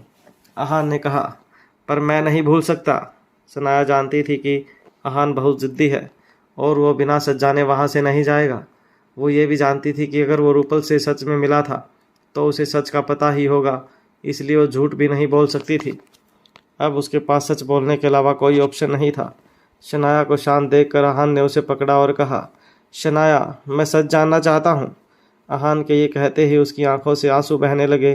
तब उसने कहा, तुम्हारी सेफ्टी के लिए कल्पना मैम ने मुझे कन्विंस किया था कि तुमने जो अनन्या के साथ किया उसके बाद रायज़ादा फैमिली तुमसे बदला ज़रूर लेगी। अगर मैं तुम्हारे साथ रही तो शायद मैं तुम्हारी कमज़ोरी बन जाऊंगी और मैं ऐसा नहीं चाहती थी। आहान एक बार फिर सच सुनकर हैरान हो गया। उसे इस बात पर विश्वास ही नहीं हो रहा था कि उसकी जान के लिए शनाया ने ऐसा फैसला लिया था। उसने भी भरे गले से कहा, तुमने मुझसे कुछ कहा क्यों नहीं? शनाया ने कहा, मैं तुमसे क्या कहती आहान? अगर मैं तुम्हें डाइवोर्स का ये कारण बताती तो क्या तुम मुझे डाइवोर्स दे देते? ये बात सच थी। आहान को अगर ऐसा कुछ भी पता चलता तो वो शनाया को कभी डाइवोर्स नहीं देता। उसने कहा, शायद नहीं, पर हम मिलकर कोई रास्ता ढूंढ लेते। शनाया ने कहा, इसके अलावा कोई और रास्ता हो सकता था? तुम अपने और रायज़ादा फैमिली के बीच में इतने उलझे हुए थे कि तुम्हें कुछ सोचने का ही टाइम नहीं था। रोज़ कोई ना कोई तमाशा होता था। रायज़ादा फैमिली तुम्हारे खून की प्यासी हो गई थी। आहान, तुम्हें सोचने का और उनसे डील करने का वक्त चाहिए था, जो मेरे रहते मुमकिन नहीं था। उस वक्त हमारा डाइवोर्स लेना ही सबसे सही ऑप्शन था और इस बीच हिमानी के आने से यह फ़ैसला लेना मेरे लिए आसान हो गया था। हिमानी आहान को उनके डाइवोर्स के कुछ दिन पहले ही मिली थी। तब यामिनी ने उसके और हिमानी के बीच अफेयर की बात बोली थी। हालांकि शनाया जानती थी कि ऐसा कुछ नहीं था, पर फिर भी वो उसे डाइवोर्स देने के लिए मान गई थी।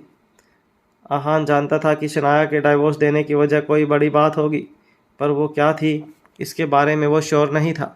पर अब वो ये जानना चाहता था कि क्या शनाया उससे प्यार करती थी। उसने शनाया से डायरेक्टली पूछा, शनाया, क्या तुमने मुझसे कभी प्यार किया था? ये सुनकर शनाया की आंखों से पानी बहने लगा। उसने कहा, आहान, वो मैं तुमसे बहुत प्यार करती हूँ। इतनी बोलकर उसने आहान को गले लगा लिया। आहान ने भी उसे कसकर पकड़ लिया और कहा, मैं भी तुमसे बहुत प्यार करता हूँ शनाया। जब दोनों एक दूसरे की बाहों में अपना मोमेंट जी रहे थे तभी वहाँ यामिनी आ गई और उन दोनों को ऐसे देखकर उसके पैरों तले ज़मीन खिसक गई। वो गुस्से में चिल्लाई, शनाया। उसकी आवाज़ सुनकर वो दोनों एक दूसरे से दूर हो गए। यामिनी उनके पास आई और बोली, ये नालायक निकम्मा यहाँ क्या कर रहा है? शनाया ने कहा, मोम, ये आप कैसे बात कर रही हैं? यामिनी ने गुस्से में कहा, तुम्हारा इसके साथ डाइवोर्स हो चुका है और तुम्हारा एक दूसरे से कोई लेना देना नहीं है। ये यहाँ क्यों है और तुम उसके गले लगकर क्यों खड़ी हो? इस पर शनाया ने भी गुस्से में जवाब दिया, भले ही हमारा डाइवोर्स हो गया है, पर हम दोनों एक दूसरे से आज भी बहुत प्यार करते हैं और साथ रहना चाहते हैं। ये सुनकर तो यामिनी की आंखों से आग निकलने लगी। उसे बहुत गुस्सा आ रहा था। उसने कहा, मुझे ये रिश्ता मंजूर नहीं है। शनाया ने कहा, क्यों?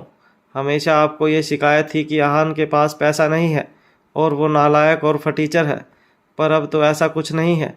उसके इतने सारे बिजनेस हैं, नाम, पैसा, शोहरत सब है। फिर आपको क्या प्रॉब्लम है? और सबसे बड़ी बात, मैं आहान से बहुत प्यार करती हूँ और अब मैंने फैसला ले लिया है कि मैं इसके साथ ही रहूँगी। यामिनी ने उसे गुस्से में कहा, तुम्हारा दिमाग खराब हो गया है? उसके नाम के आगे भी अभी भी रायज़ादा लगता है। वो परिवार कुछ भी कर सकता है और अगर उसकी वजह से तुम्हें कोई नुकसान हो गया तो मैं इस रिश्ते के लिए राज़ी नहीं हूँ। आहान साइड में खड़ा ये सब बातें सुन रहा था। जब रायज़ादा परिवार की बात आई तब उसने कहा, अगर सिर्फ रायज़ादा फैमिली ही आपके ऑब्जेक्ट करने की वजह है तो फिर आपको ऑब्जेक्ट नहीं करना चाहिए। मेरा उनसे अब कोई रिश्ता नहीं है। आज मेरे पास जो कुछ भी है वो मेरा है। रायज़ादा परिवार ने मुझसे उस दिन ही सारे रिश्ते तोड़ दिए थे जिस दिन मैंने ग्लोबल मार्शल आर्ट्स कंपटीशन जीता था। वो समझ गए थे कि वो चाहे कुछ भी कर ले पर मुझे मार नहीं पाएंगे। भले ही मेरे नाम के आगे रायज़ादा लगता है, पर अब मेरे और रायज़ादा परिवार के रास्ते अलग हैं। ये सुनकर यामिनी ने उसकी तरफ देखा। आहान ने यह सब बहुत सीरियसली कहा था। यामिनी को उसकी बात पर भरोसा नहीं था, इसलिए उसने शनाया की तरफ देखा और पूछा, क्या ये जो कह रहा है वो सब सच है? शनाया ने कहा, हाँ मोम, अब आहान का उन सब से कोई लेना देना नहीं है। इसका अपना बिजनेस है और अपनी ज़िंदगी है। इसके बाद यामिनी ने पूछा, क्या तुम सच में इससे प्यार करती हो? हाँ, मैं आहान से बहुत प्यार करती हूँ। ये सुन यामिनी ने कुछ सोचा और कहा, ठीक है, फिर मुझे तुम्हारे रिश्ते से कोई एतराज़ नहीं है। ये सुनकर दोनों बहुत खुश हो गए थे। शनाया तो खुशी के मारे रो पड़ी थी। फाइनली दोनों को एक दूसरे का प्यार और साथ मिल गया था। आहान ने जाने से पहले शनाया से कहा, शाम को 7 बजे रेडी रहना, मैं तुम्हें पिक करने आऊँगा। ओके। शनाया के चेहरे से स्माइल जा ही नहीं रही थी। आहान ने शनाया के लिए उसके फेवरेट रेस्टोरेंट में उसके लिए एक सरप्राइज़ प्लान किया था। वो उसके साथ एक रोमांटिक डिनर करना चाहता था। ठीक 7 बजे शाम को आहान उसे लेने गया। शनाया उसका बेसब्री से इंतज़ार कर रही थी। उसने ब्लैक कलर का गाउन और पर्ल ज्वेलरी पहनी हुई थी। मिनिमल मेकअप में वो बहुत ज़्यादा खूबसूरत लग रही थी। आहान उससे अपनी नज़रें हटा ही नहीं पा रहा था। उसने कहा, I can't believe my luck, इतनी खूबसूरत लड़की मुझसे प्यार करती है। ये सुनकर शनाया मुस्कुराने लगी। उसने कहा, मुझसे कुछ वक्त दूर रहे तुम्हें इतनी बातें आने लग गई? आहान भी स्माइल करने लगा। उसने कहा, नो सीरियसली, आज तुम बहुत खूबसूरत लग रही हो। शनाया ने भी शर्माते हुए कहा, थैंक यू मिस्टर आहान। ऐसे ही बात करते करते दोनों रेस्टोरेंट पहुंच गए थे। जब वो अंदर आए तो शनाया वहां का माहौल देखकर सरप्राइज हो गई। उनका प्राइवेट एरिया सेंटेड कैंडल और रोजेज से सजा हुआ था। सॉफ्ट म्यूज़िक बज रहा था और पूरा एम्बियंस बहुत रोमांटिक और सूथिंग था। ये देखकर शनाया बहुत खुश थी। उसने कहा, it's it's just so beautiful, I love it Aahan. Aahan ने उसकी तरफ देखा और कहा, and I love you Shanaya. ये शायद पहली बार था जब आहान ने शनाया को आई लव यू कहा था। ये सुनकर शनाया ब्लश करने लगी। उसने कहा, आई लव यू टू आहान। दोनों अपने इस कन्फेशन से बहुत ज़्यादा खुश थे। आहान ने शनाया की कमर पकड़ी और उसे अपनी तरफ खींच लिया। शनाया ने भी अपने हाथ आहान के कंधों पर रख दिए थे। वो दोनों उस रोमांटिक म्यूज़िक पर मूव करने लगे। आहान ने शनाया के बाल सहलाते हुए कहा, you are the most gorgeous girls I have ever seen. Shanaya ने कुछ नहीं कहा पर आहान की बाहों में अपना मुंह छिपा लिया। आहान ने उसका चेहरा अपने से दूर किया और उसे बहुत पैशनेटली किस करने लगा। शनाया भी उसे किस कर रही थी। दोनों एक दूसरे से बहुत इंटेंस मोमेंट में थे। वो दोनों एक दूसरे के साथ बहुत खुश थे और यह उनके चेहरे से साफ पता चल रहा था। किसके बाद अहान अपने घुटने पर बैठा और उसने कहा, Shanaya, I have two proposals for you. Shanaya को ये दो उम्मीद थी कि अहान उसे जल्द ही प्रपोज कर देगा, पर उसे समझ नहीं आ रहा था कि ये दूसरा प्रपोजल क्या है। तभी अहान ने कहा, मैं चाहता हूँ कि तुम सिर्फ मेरी लाइफ पार्टनर ही नहीं बल्कि मेरी बिजनेस पार्टनर भी बनो। So will you marry me and be my partner in my life and business. ये सुनकर शनाया एकदम सरप्राइज हो गई, पर जो उसने कहा उससे अहान उससे भी ज़्यादा सरप्राइज हो गया था। उसने कहा, sorry Ahaan, but I can't accept any of these proposals. Ahaan को उससे ऐसे किसी जवाब की बिल्कुल उम्मीद नहीं थी।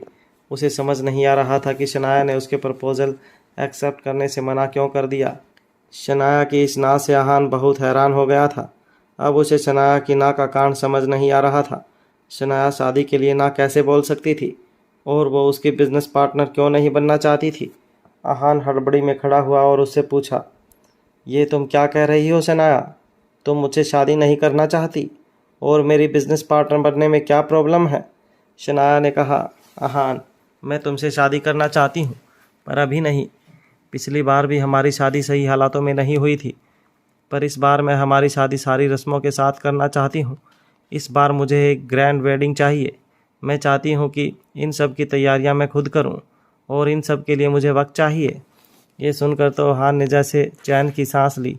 वो लंबी सांस भरते हुए बोला, तो ऐसा बोलो ना शनाया, मुझे लगा कि तुम मुझसे शादी ही नहीं करना चाहती। उसकी हालत देख शनाया हंसने लगी और उसने कहा, जब मैं तुमसे प्यार करती हूँ तो शादी भी तो तुमसे ही करना चाहूँगी ना। शनाया को ऐसे देखकर अहान भी मुस्कुराने लगा और उसने पूछा, और बिजनेस डील, क्या तुम नहीं चाहती कि हम साथ में काम करें? अब शनाया का चेहरा सीरियस हो गया। उसने कहा, अहान, मैं एक बिजनेस वूमेन हूँ। कोई भी बिजनेस डील के लिए हाँ करने से पहले मैं सारे इनसाइट्स जानना चाहती हूँ। ये मेरे लिए बहुत ज़रूरी है। मैं ऐसे ही किसी डील के लिए हाँ नहीं कह सकती। I want to move ahead with this more professionally.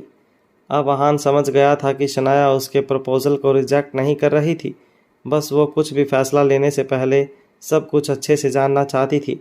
उसने कहा, ठीक है, कल सुबह ही तुम्हें किसी से मिलाऊंगा। वो तुम्हें सारा प्रोजेक्ट समझा देगा, फिर तुम सोच समझ कर फैसला ले सकती हो। शनाया ने स्माइल किया और कहा, ओके, पर अब पहले डिनर कर लें, मुझे बहुत भूख लगी है। डिनर करने के बाद शनाया को ड्रॉप कर अहान घर चला गया। घर जाकर उसने सबसे पहले वर्धन को भेजा मेल चेक किया, जिसमें उसने उसे डायमंड बिजनेस सेटअप करने का सारा प्लान भेजा था। अहान उसकी एफिशिएंसी से बहुत खुश था। उसने मन में सोचा, सूरत में मैं और शनाया अपनी अलग ज़िंदगी शुरू करेंगे। सब कुछ नए सिरे से होगा। मैं शनाया को हर खुशी दूंगा। उसने पहले मेरे साथ रहकर और मुझसे अलग होकर जो भी परेशानियां फेस की, अब उसकी परछाई भी मैं हमारी ज़िंदगी पर नहीं पड़ने दूंगा। अब मैं उसे कुछ नहीं होने दूंगा। अब हम दोनों एक नॉर्मल और खूबसूरत ज़िंदगी बिताएंगे। अगले दिन शनाया मीटिंग के लिए अहान के ऑफिस पहुंच गई थी। वहां पर अहान, वर्धन और रिया पहले से मौजूद थे। शनाया ने एंटर करते ही सबसे पहले रिया को घूरा। वो नहीं जानती थी कि उसका अहान के साथ क्या रिश्ता था। अहान ने शनाया का एक्सप्रेशन देख लिया था और वो जान गया था कि शनाया जानना चाहती है कि वो लड़की कौन है। वो तुरंत आगे आया और उसने शनाया को उन दोनों से इंट्रोड्यूस किया। शनाया, ये मेरी पर्सनल असिस्टेंट रिया है, और ये वर्धन है। ये पूरा बिजनेस प्लान वर्धन का ही है। उसके ये कहते ही उन दोनों ने एक साथ कहा, हेलो शनाया मैम। शनाया मुस्कुराई और उसने कहा, हेलो। सबके सेटल होने के बाद अहान ने वर्धन से कहा, Vardhan, explain the proposal please. Vardhan खड़ा हुआ और उसने कहा, श्योर सर। उसके बाद उसने सबको सारा प्लान समझाना शुरू किया। सब बहुत ध्यान से सब कुछ सुन रहे थे। शनाया बीच में सवाल भी पूछ रही थी। एक तरह से ये मीटिंग बहुत स्मूथ और प्रोफेशनल तरीके से चल रही थी। मीटिंग पूरी होने के बाद अहान ने शनाया से पूछा, what do you think now? Shanaya ने कहा, I think I will accept this proposal. अगर मेरी शनाया ज्वेलरी और ये बिज़नेस साथ में मिलकर काम करें तो हमारा मार्केटिंग बेस बहुत ज़्यादा बढ़ सकता है। शनाया ऑलरेडी बहुत फेमस और रेप्यूटेड कंपनी है। अगर वो इस नए बिज़नेस की ब्रांडिंग और एडवर्टाइजमेंट करे तो हमारे लिए बहुत अच्छा होगा। ये सुनकर अहान बहुत खुश हो गया। उसे हर तरफ से अब कुछ बहुत अच्छा होता नज़र आ रहा था। वह बहुत थ्रिल्ड और एक्साइटेड था। तभी वर्धन ने कहा, सर, एक प्रॉब्लम है। ये सुन अहान ने परेशान होते हुए पूछा, प्रॉब्लम? कैसी प्रॉब्लम? इस पर वर्धन ने कहा, हमने अब तक कोई नाम डिसाइड नहीं किया है। हमें ये बिज़नेस शुरू करने से पहले बहुत सारी फॉर्मेलिटीज़ पूरी करनी है। जितना जल्दी ये सब हो जाएगा उतना जल्दी हम अपना काम शुरू कर सकते हैं। Oh yes, any suggestions? Ahaan के ये कहते ही सब लोग नाम सोचने लग गए। तभी अहान ने कहा, आई हैव अ सजेशन। ये कंपनी मेरी और शनाया की पहली पार्टनरशिप कंपनी है, तो मैं इसका नाम शनाया के नाम पर ही रखना चाहता हूँ, on the name of my lady love. ये सुनकर शनाया बहुत हैरान हो गई। उसने कभी नहीं सोचा था कि अहान उसके लिए ऐसा कुछ करेगा। ये शनाया के लिए बहुत बड़ी बात थी। अहान के फैसले को किसी ने ऑब्जेक्ट नहीं किया। वर्धन ने कहा, ठीक है, मैं आगे की प्रोसीडिंग्स कंप्लीट करता हूँ। इसके बाद अहान ने कहा, तुम पहले सूरत चले जाओ और वहाँ पर सब कुछ सेटल करो। कुछ वक्त में मैं और शनाया भी वहाँ आ जाएंगे। ओके सर, मैं आज ही निकल जाऊँगा। ये सुन अहान ने कहा, सब बातें हो ही गई हैं तो फिर मीटिंग ख़त्म करते हैं। मीटिंग ख़त्म होते होते दोपहर हो गई थी और लगभग लंच का टाइम हो गया था। अहान और शनाया साथ में लंच कर रहे थे। तब शनाया ने कहा, अहान, क्या मैं तुमसे कुछ मांग सकती हूँ? अहान ने उसकी तरफ देखा और मुस्कुराकर कहा। तब शनाया बोली, अहान, ये हमारी ज़िंदगी की नई शुरुआत है, इसलिए मैं सब कुछ नए सिरे से करना चाहती हूँ। अब जब हम सूरत शिफ्ट हो ही रहे हैं तो मैं चाहती हूँ कि हमारी शादी भी सूरत में ही हो। अहान को उसका ये आइडिया बहुत अच्छा लगा।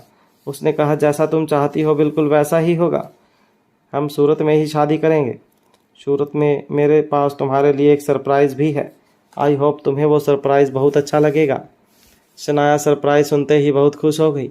उसकी आंखें चमकने लगी और उसने पूछा, वाह, क्या सरप्राइज़ है? वो अभी अपनी बात पूरी कर पाती उससे पहले ही अहान ने कहा, शनाया, तुम मुझसे क्या सरप्राइज़ है ये नहीं पूछ सकती हो? शनाया ने मुंह बिगाड़ लिया और कहा, ओके। इसके बाद वो अहान को अपने ग्रैंड वेडिंग के सपने बताने लगी। दोनों एक दूसरे के साथ बहुत खुश थे। कुछ वक्त बाद सूरत का बिजनेस सेटल हो गया था और अहान और शनाया भी सूरत पहुंच गए थे।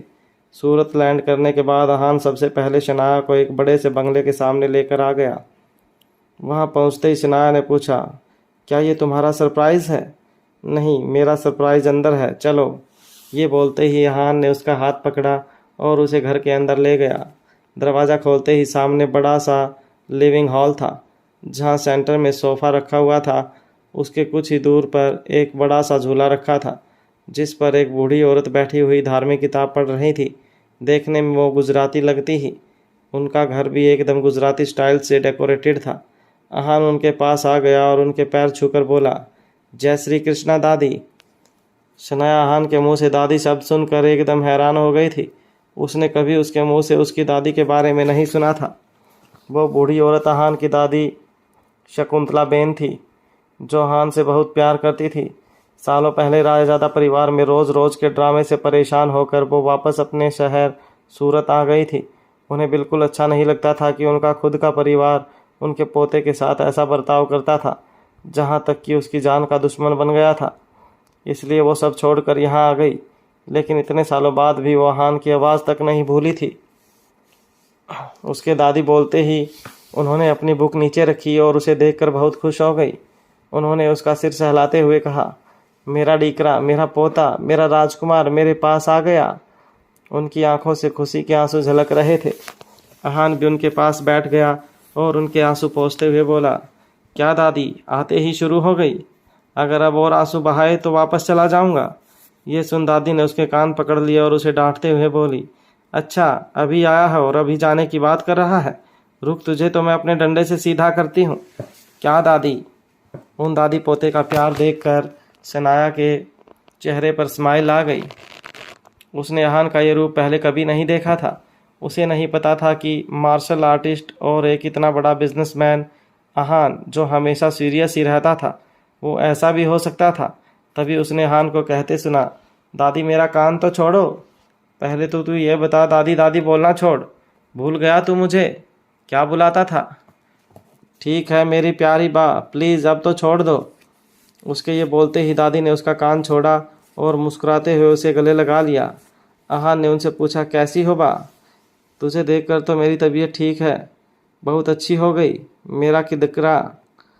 तभी वहाँ एक अधेड़ उम्र का कपल आया। उस औरत ने कहा, ऐसा कौन आ गया जिसने आपकी तबीयत इतनी अच्छी कर दी? उसने ये बात तंज कसते हुए बोली थी। दादी ने उस औरत की तरफ देखा और कहा, मेरा पोता आ गया है। अब मैं मर भी जाऊं तो मुझे कोई अफसोस नहीं। ये सुनकर अहान ने उनके मुंह पर हाथ रख दिया। क्या बा, मैं अभी आया हूँ और आप अभी मरने की बात कर रही हो? तभी उसकी नज़र शनाया पर पड़ी। अरे मैं इससे मिलवाना तो भूल ही गया। बा, ये आपकी होने वाली बहू शनाया है। ये बोलते हुए अहान शनाया के पास आकर खड़ा हो गया था। बहू का नाम सुनकर तो जैसे दादी के पर ही निकल आए थे। वो बहुत खुश हो गई। उन्होंने कहा, क्या सच में तूने अपने लिए दुल्हन ढूंढ ली? हाँ बा, और हम जल्दी ही शादी करने वाले हैं। शनाया को देखकर दादी बहुत खुश हो गई थी। उन्होंने कहा, थू थू, मेरी बहू तो हीरा है। हेतल, कभी देखी है इससे ज़्यादा खूबसूरत लड़की? ये मेरे अहान की दुल्हन है। हेतल ने मुंह बनाते हुए कहा, हाँ हाँ ठीक ही है। जिग्नेश और हेतल अहान के अंकल आंटी तो थे, पर जिग्नेश अहान के दादाजी की नाजायज़ औलाद था, जिन्हें रायज़ादा परिवार ने कभी एक्सेप्ट नहीं किया था। वो हमेशा से सूरत में रहते थे और अहान की दादी भी उनके पास ही रहने आ गई थी। दादी ने हेतल की तरफ देखा और कहा, हमेशा सिर्फ जहर उगलती है, कभी कुछ अच्छा नहीं बोल सकती। हेतल ने कहा, आपने हमारे साथ क्या अच्छा किया है जो मैं अच्छा बोलूं? दोनों की बात बढ़ते देख जिग्नेश ने कहा, हेतल चुप हो जाओ, घर पर मेहमान आए हैं, उनके सामने तो कम से कम इस तरह बात मत करो। इतने में बा ने कहा, ये कोई मेहमान नहीं है, ये इनका ही घर है और अब ये यहीं रहेंगे मेरे साथ। इसके बाद उन्होंने अहान की तरफ देखा और कहा, अहान तू कान खोल कर सुन ले, अब तू यहाँ से कहीं नहीं जाएगा, मेरे साथ ही रहेगा, और हाँ, तेरी शादी भी इसी घर में होगी। ये बोलते हुए उनके चेहरे पर बड़ी सी स्माइल थी। ये सुनकर हेतल और जिग्नेश की आंखें फैल गई। उनके चेहरे के एक्सप्रेशन बिल्कुल बदल गए। पर शनाया और अहान मुस्कुरा रहे थे। शनाया बा के पास गई और उसके पास बैठते हुए बोली, अहान का तो मुझे नहीं पता, पर बा, मैं अब आपके साथ ही रहूँगी। फिर उसने अहान की तरफ देखा और उसे चिढ़ाते हुए बोली, अहान, तुम्हारा मुझे नहीं पता, पर मैं तो अब बा के साथ ही रहूँगी। दादी ने उसका माथा चूमते हुए कहा, मेरी प्यारी बच्ची। अहान ने कहा, मैं कहाँ जाऊँगा, मैं भी यहीं रहूँगा, पर अभी फ़िलहाल शनाया उठो और तैयार हो जाओ, हमें ऑफिस जाना है। वर्धन, रिया और हमारे नए मैनेजर बाबू भाई हमारा इंतज़ार कर रहे हैं, फिर शादी की तैयारियां भी तो करनी है। शनाया तुरंत खड़ी हो गई और उसने कहा, ओके बा, हम थोड़ी देर में वापस आ जाएंगे। दोनों वहां से रूम में फ्रेश होने चले गए। तभी हेतल ने कहा, बा, ये सब क्या था? इन दोनों की शादी हमारे घर से क्यों होगी? इस पर बा ने खड़े होते हुए कहा, क्योंकि ये मेरा घर है और मेरा फैसला है। इतना बोलने के बाद वो वहाँ से चली गई। उन्हें जाते देख हेतल ने अपने पति जिग्नेश से कहा, बस यही दिन देखना बाकी रह गया था। बा का लाडला आ गया है, अब सब उसका हो जाएगा। दिन रात हमने इनका ख्याल रखा और हमें क्या मिला? कुछ नहीं। तुमसे कुछ नहीं होगा। जिग्नेश ने अपनी पत्नी को समझाते हुए कहा, तू इतनी चिंता क्यों कर रही है? मैं हूं ना, मेरे रहते ऐसा कुछ नहीं होगा। अच्छा, इतने सालों से जैसे आपकी बहू चल रही है, आपसे पूछता कौन है? मैं सब कुछ उस अहान को ले जाने नहीं दूंगी। जिग्नेश ने उसे शांत करते हुए कहा, ऐसा ही होगा, मुझे चाहे कुछ भी क्यों ना करना पड़े, पर मैं बा को ऐसा कोई भी फैसला नहीं लेने दूंगा। मैं कुछ ऐसा करूंगा जिससे अहान का सारा ध्यान माँ से हट जाए।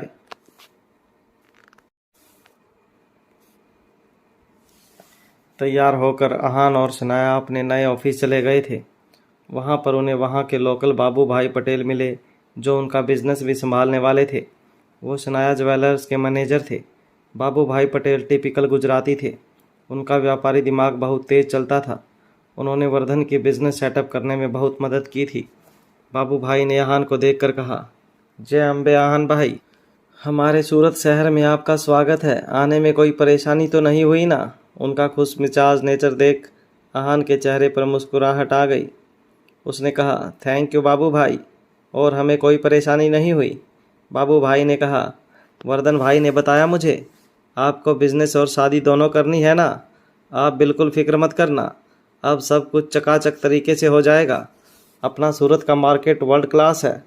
यहाँ आपको सब कुछ मिलेगा, कपड़े, गहने, मज़े से शादी की शॉपिंग हो जाएगी।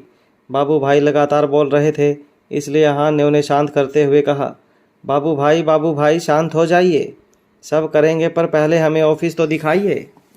बाबू भाई ने हंसते हुए कहा, अरे अरे हाँ, आओ आओ, मैं भी ना। इसके बाद शनाया और अहान ने अपना नया ऑफिस देखा। बाबू भाई उन्हें सब कुछ बता रहे थे। स्टाफ रिक्रूटेशन का काम अभी भी चल रहा था, इसलिए ऑफिस में ज़्यादा लोग नहीं थे। ऑफिस देखने के बाद अहान ने बाबू भाई से कहा, बाबू भाई, मेरी सेक्रेटरी रिया और वर्धन आपसे आगे की बात डिस्कस कर लेंगे। मैं उन्हें सब बता दूंगा। अभी हमें शॉपिंग के लिए जाना है, तो हम चलते हैं। बाबू भाई ने कहा, हाँ हाँ, मैं भी चलता हूँ, आ बच्चों। उसके बाद अहान और शनाया अपनी शॉपिंग में लग गए। दोनों एक साथ बहुत खुश थे। शनाया एक बहुत ओवर एक्साइटेड ब्राइड की तरह शॉपिंग कर रही थी और अहान से सब चीज़ें चूज़ करवा रही थी। शॉपिंग, शादी की तैयारियां, डिनर्स और ऑफिस के काम के बीच भी वो दोनों एक दूसरे के साथ क्वालिटी टाइम स्पेंड करने का वक्त निकाल ही लेते थे। देखते ही देखते उनका बिजनेस शनाया ज्वेलर्स भी फ्लोरिश करने लगा था। एक दिन अहान और शनाया डिनर करने के लिए बाहर गए थे। अचानक से शनाया ने कहा, अहान, तुमने कभी अपनी माँ के बारे में क्यों नहीं बताया? वो तुमसे बहुत प्यार करती हैं ना? अहान ने कहा, हाँ, वो मुझसे बहुत प्यार करती हैं। माँ की डेथ के बाद जब रायज़ादा परिवार मेरे खून का प्यासा हो गया था, तब बा ने उन्हें समझाने की बहुत कोशिश की थी, पर उनकी बात किसी ने नहीं सुनी और उनकी बहुत इंसल्ट भी की थी। तभी से बा यहाँ आकर जिग्नेश काका के साथ रहने लगी। शनाया ने कहा, इसलिए तुमने नई ज़िंदगी शुरू करने के लिए सूरत शहर को चुना ना? अहान मुस्कुराया और उसने कहा, हाँ, मेरा बहुत वक्त से बा के पास आने का मन था। शनाया ने उसके गाल खींचते हुए प्यार से कहा, जब तुम ऐसी क्यूट बातें करते हो ना, तब तुम पर और ज़्यादा प्यार आता है। अहान हंसने लगा और बोला, तुम भी ना शनाया? अच्छा, कल बा ने अपने ज्वेलर को घर बुलाया है। मैंने कहा भी, अब तुम ज्वेलरी बिजनेस में हो तो ये सब अपने आप खरीद लोगी, पर उन्होंने जिद की तो मैंने भी ज़्यादा मना नहीं किया। तुम्हें जो पसंद हो खरीद लेना। शनाया ने कहा, हाँ, मैं पसंद कर लूँगी। वैसे बा बहुत स्वीट है, उनकी होने वाली बहू भी तो उतनी ही स्वीट है। अहान ने पहले कभी शनाया से इस तरह बात नहीं की थी। दोनों के बीच में सब कुछ बहुत अच्छा हो रहा था।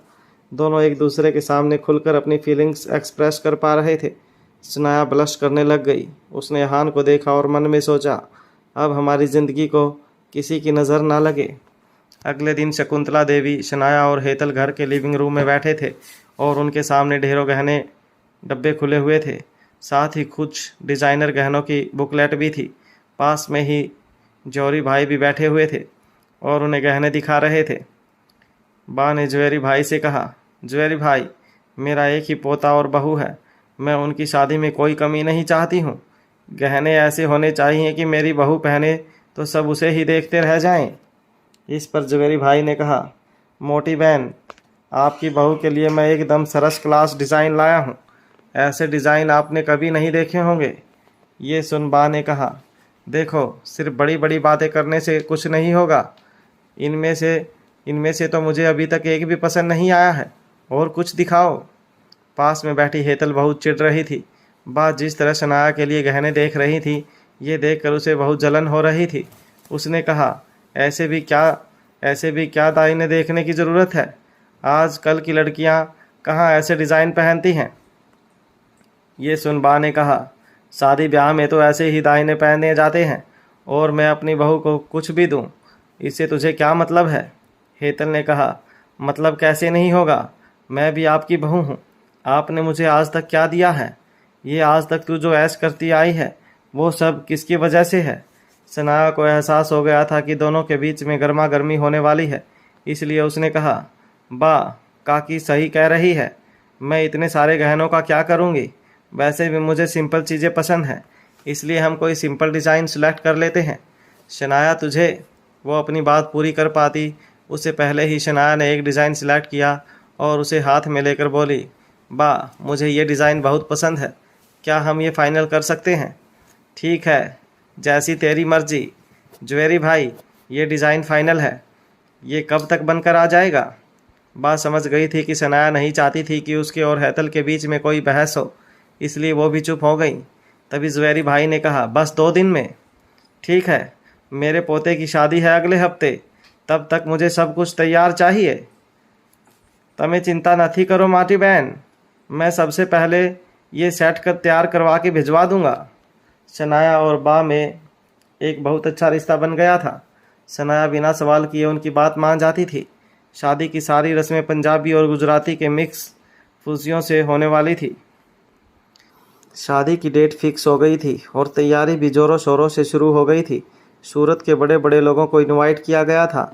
अहान और शनाया की शादी एक ग्रैंड इवेंट बन गई थी। सब इसके बारे में ही बात कर रहे थे। मीडिया में भी बात फैल गई थी कि अहान और शनाया की शादी होने वाली है।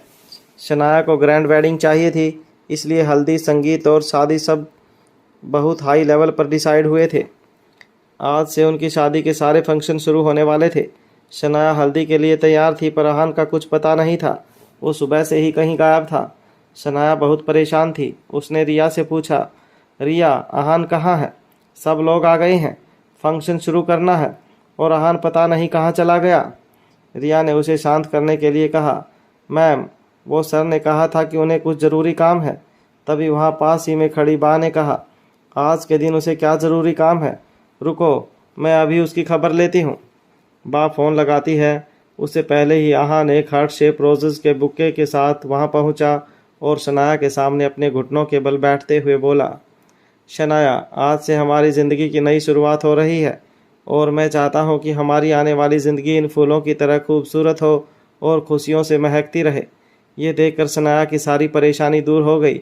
उसका चेहरा खुशी से खिलखिलाने लगा। उसने कहा, थैंक यू अहान। इसके बाद दोनों की हल्की सी हल्दी की रस्म शुरू हो गई। बा, यामिनी, रिया सब इस रस्म में शामिल हुए। सब लोग दूल्हा और दुल्हन को हल्दी लगा रहे थे। चारों तरफ खुशियाँ बिखरी हुई थी। रस्म खत्म होने के बाद अहान ने शनाया के कान में कहा, आज रात को तुम्हारे लिए एक और सरप्राइज़ है। ये सुनकर शनाया ने चौंक कर उसकी तरफ देखा और कहा, एक और सरप्राइज़? अहान ने कहा, यस। शनाया ने कहा, I can't wait for the evening. शाम को उन दोनों की संगीत सेरेमनी थी। अहान एक बार फिर कहीं नज़र नहीं आ रहा था। हाल में सब लोग इकट्ठा हो गए थे और अहान के आने का इंतज़ार कर रहे थे, पर शनाया इस बार परेशान नहीं थी। वो जानती थी कि अहान उसके लिए सरप्राइज़ प्लान कर रहा होगा। वो सही भी थी।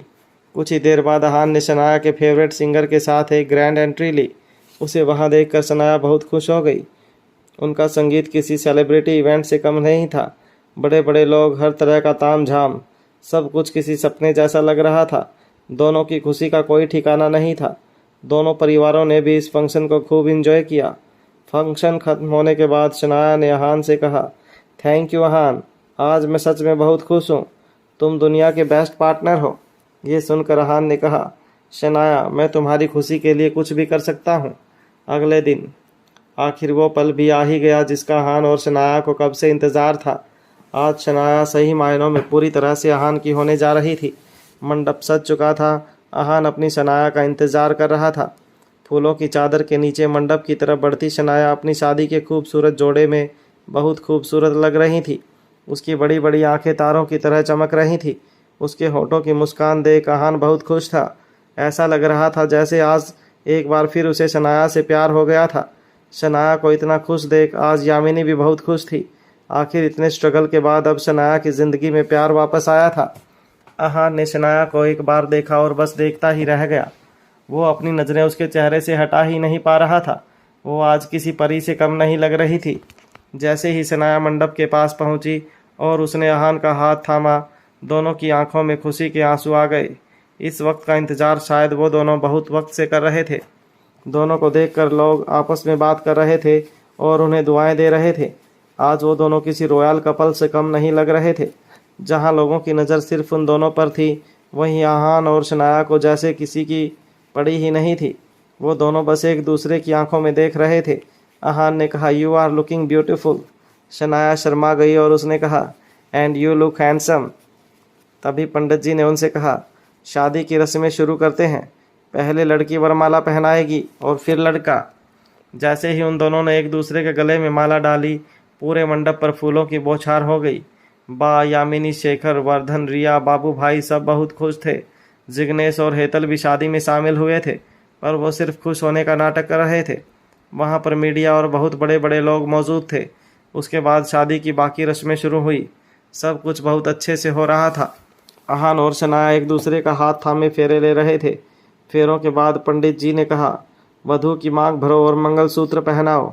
अहान ने शनाया की मांग में सिंदूर भरा।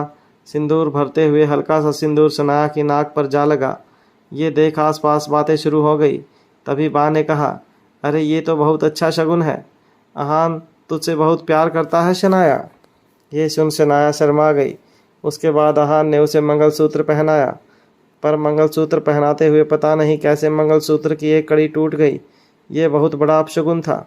शनाया की तो आंखों में आंसू तक आ गए थे, पर बा और अहान ने बात संभाल ली। इससे पहले कि ये बात सब लोगों में फैलती, अहान ने वो कड़ी जोड़ शनाया को मंगलसूत्र पहना दिया। मंगलसूत्र पहनाते हुए उसने शनाया के कान में कहा, अब मैं कुछ गलत नहीं होने दूंगा। कोई अपशगुन अब हमें अलग नहीं कर सकता। और हाँ, ये आंसू विदाई के लिए बचा कर रखो, नहीं तो यामिनी आंटी नाराज हो जाएंगी। उसका ये मजाक सुन शनाया भी मुस्कुरा दी। शनाया आज बहुत प्राउड फील कर रही थी कि अहान उसकी ज़िंदगी में है। अहान भी उसे फिर से मुस्कुराते देख खुश हो गया। तभी पंडित जी ने कहा, आज से आप दोनों पति पत्नी हुए। अब अपने बड़ों का आशीर्वाद ले लो। उनके ये कहते ही अहान उठा और उसके हाथ देखकर शनाया को उठाया। फिर दोनों सबसे पहले बा के पास गए। जैसे ही वो उनके पैर छूने नीचे झुके, एक छोटी बच्ची की आवाज़ वहाँ गूंजी, डैडी डैडी। सब लोगों ने मुड़कर देखा तो एक 3 साल की छोटी सी बच्ची अहान की तरफ दौड़ी चली आ रही थी। सबके साथ साथ अहान और शनाया भी एकदम हैरान रह गए थे। ये बच्ची कौन थी और अहान को डैडी डैडी क्यों कह रही थी? उस बच्ची के मुंह से डैडी सुनकर सब बहुत हैरान हो गए थे। शनाया भी बहुत परेशान हो गई थी और अहान भी कुछ समझ नहीं पा रहा था। वो इस बच्ची को नहीं जानता था। वो इधर उधर देखने लगा। उसके बाद उसने उस बच्ची को देखा और पूछा, बेटा आप यहाँ किसके साथ आई हो? उस बच्ची ने अहान को पकड़ लिया और बोली, डैडी। अहान ने उस प्यार से खुद से दूर किया और कहा, बेटा मैं आपका डैडी नहीं हूँ। शनाया इस वक्त बहुत हैरान थी।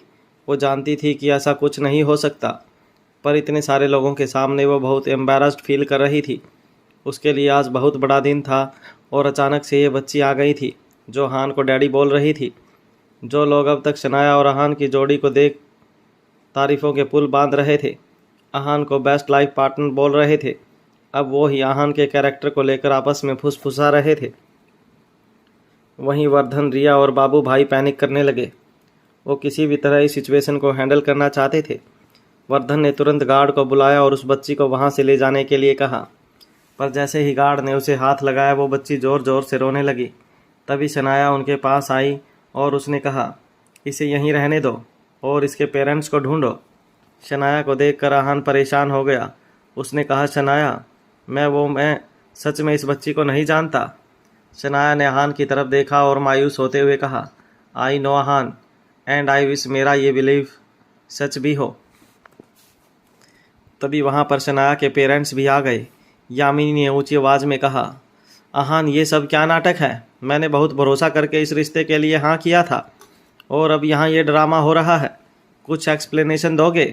अहान ने कहा, मुझे कुछ समझ नहीं आ रहा है। मैं इस बच्ची को नहीं जानता। यामिनी उस पर भड़कते हुए बोली, तुम्हें नहीं पता? तुमने कहा था कि तुम मेरी बेटी का ध्यान रखोगे। ऐसा ध्यान रख रहे हो तुम? शादी के दिन ही उसे सबके सामने इतना शर्मिंदा कर दिया। शनाया ने यामिनी को शांत करते हुए कहा, मॉम प्लीज़ आप तो ड्रामा क्रिएट मत करो। हो सकता है कि कोई गलत फहमी हो। आखिर इतनी छोटी बच्ची है, इतने लोगों के बीच में घबरा गई होगी, इसलिए अहान को अपना डैडी समझ लिया होगा।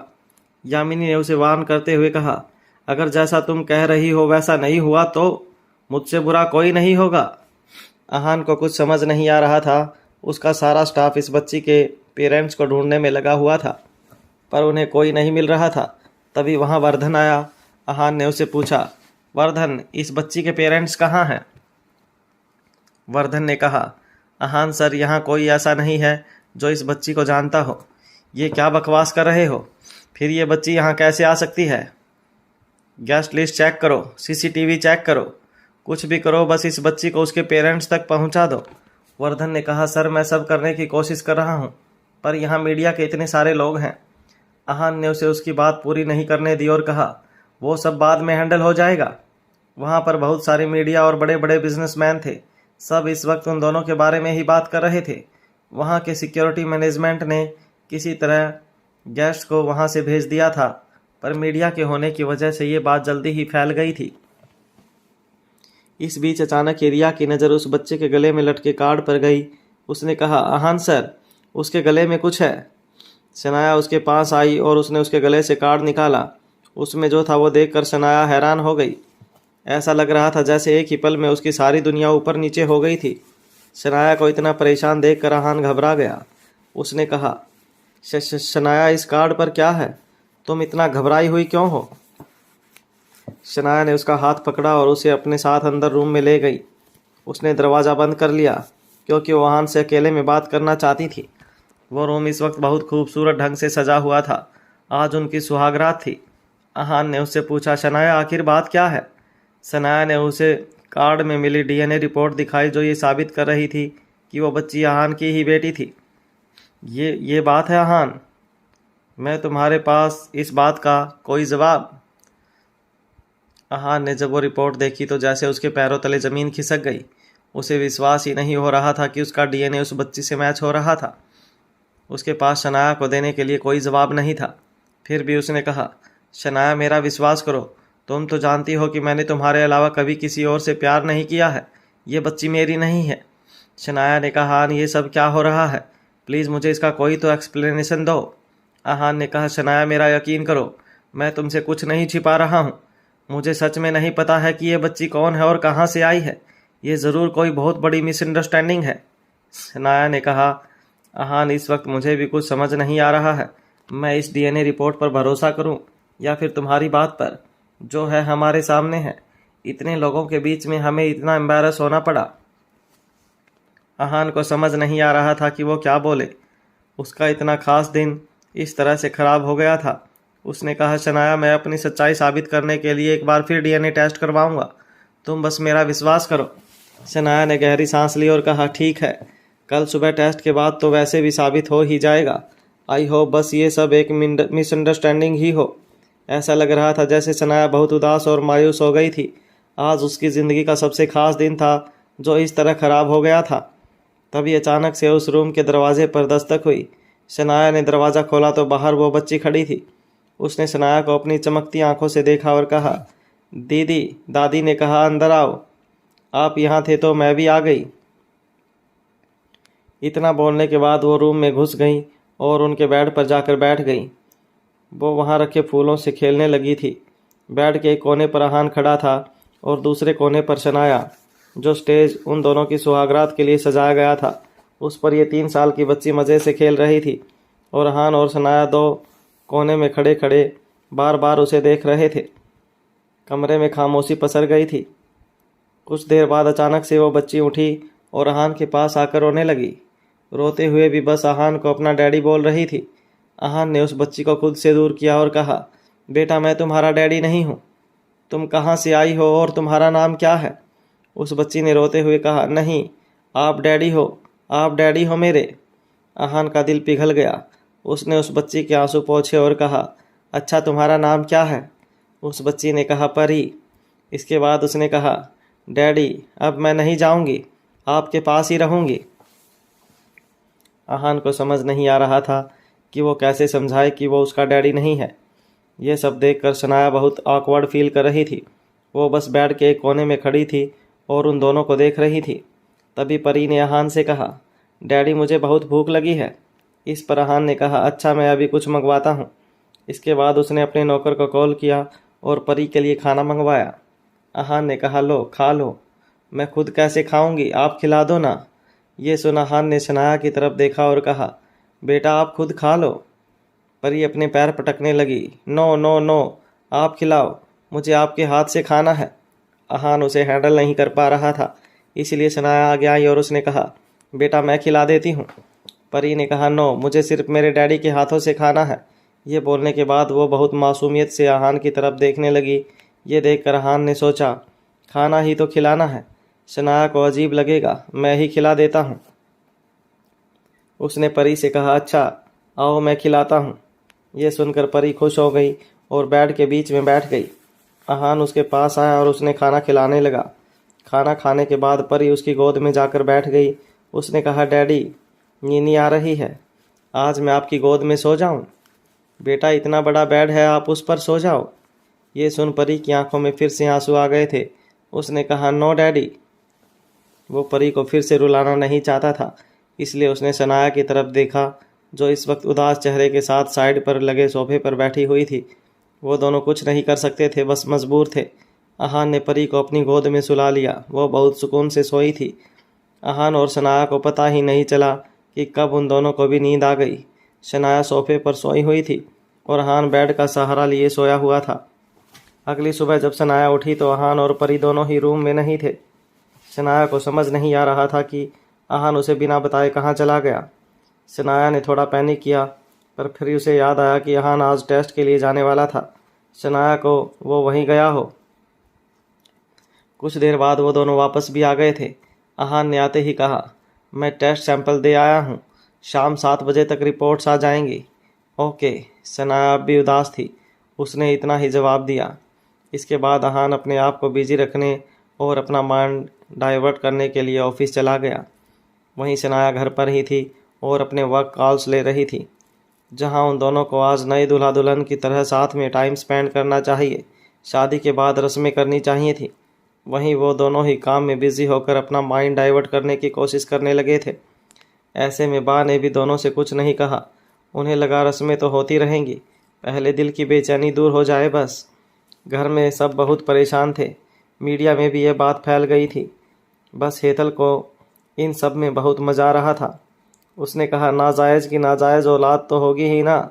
ये सुनकर बा ने कहा, अपनी बकवास बंद कर।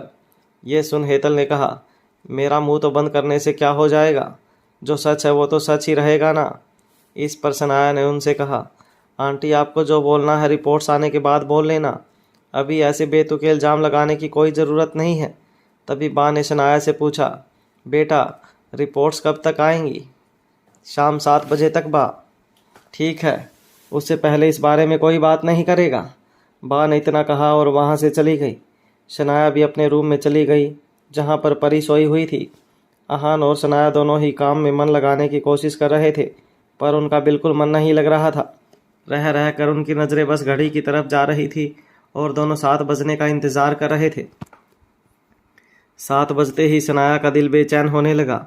7 बजे घर के दरवाजे पर खटखट हुई और एक स्टाफ शनाया के हाथ में रिपोर्ट्स देकर चला गया। जैसे ही शनाया ने रिपोर्ट्स देखी, उसके हाथ कांपने लगे। ये रिपोर्ट भी वही कह रही थी जो उस बच्ची के पास वाली रिपोर्ट कह रही थी।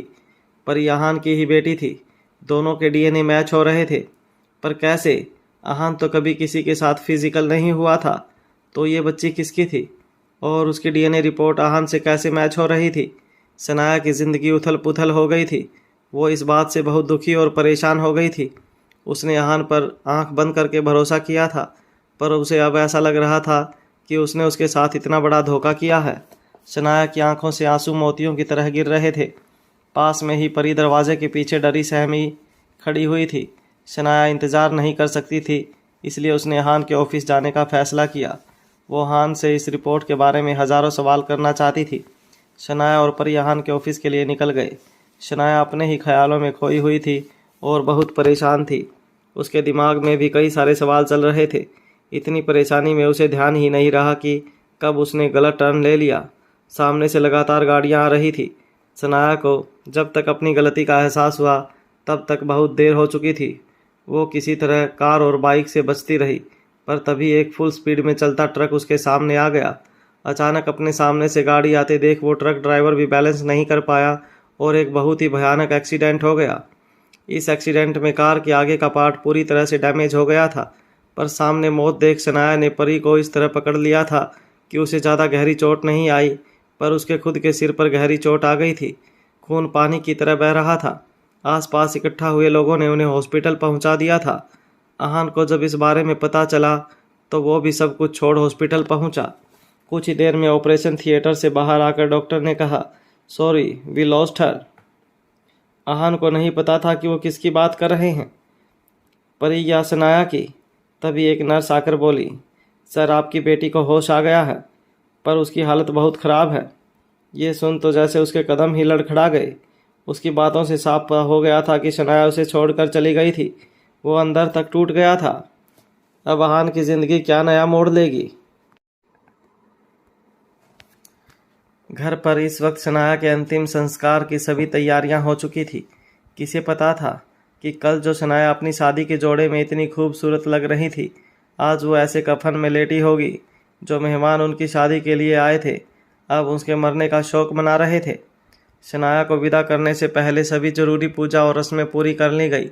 आहान बेसुध सी हालत में पंडित जी जो बोल रहे थे वो किए जा रहा था। उसकी नज़र तो बस अपनी शनाया को ही देख रही थी। एक दिन पहले ही तो उसकी और शनाया की शादी हुई थी। दोनों ने एक साथ एक खूबसूरत ज़िंदगी साथ बिताने के वादे किए थे, पर सिर्फ एक रात में उसकी पूरी ज़िंदगी तबाह हो गई।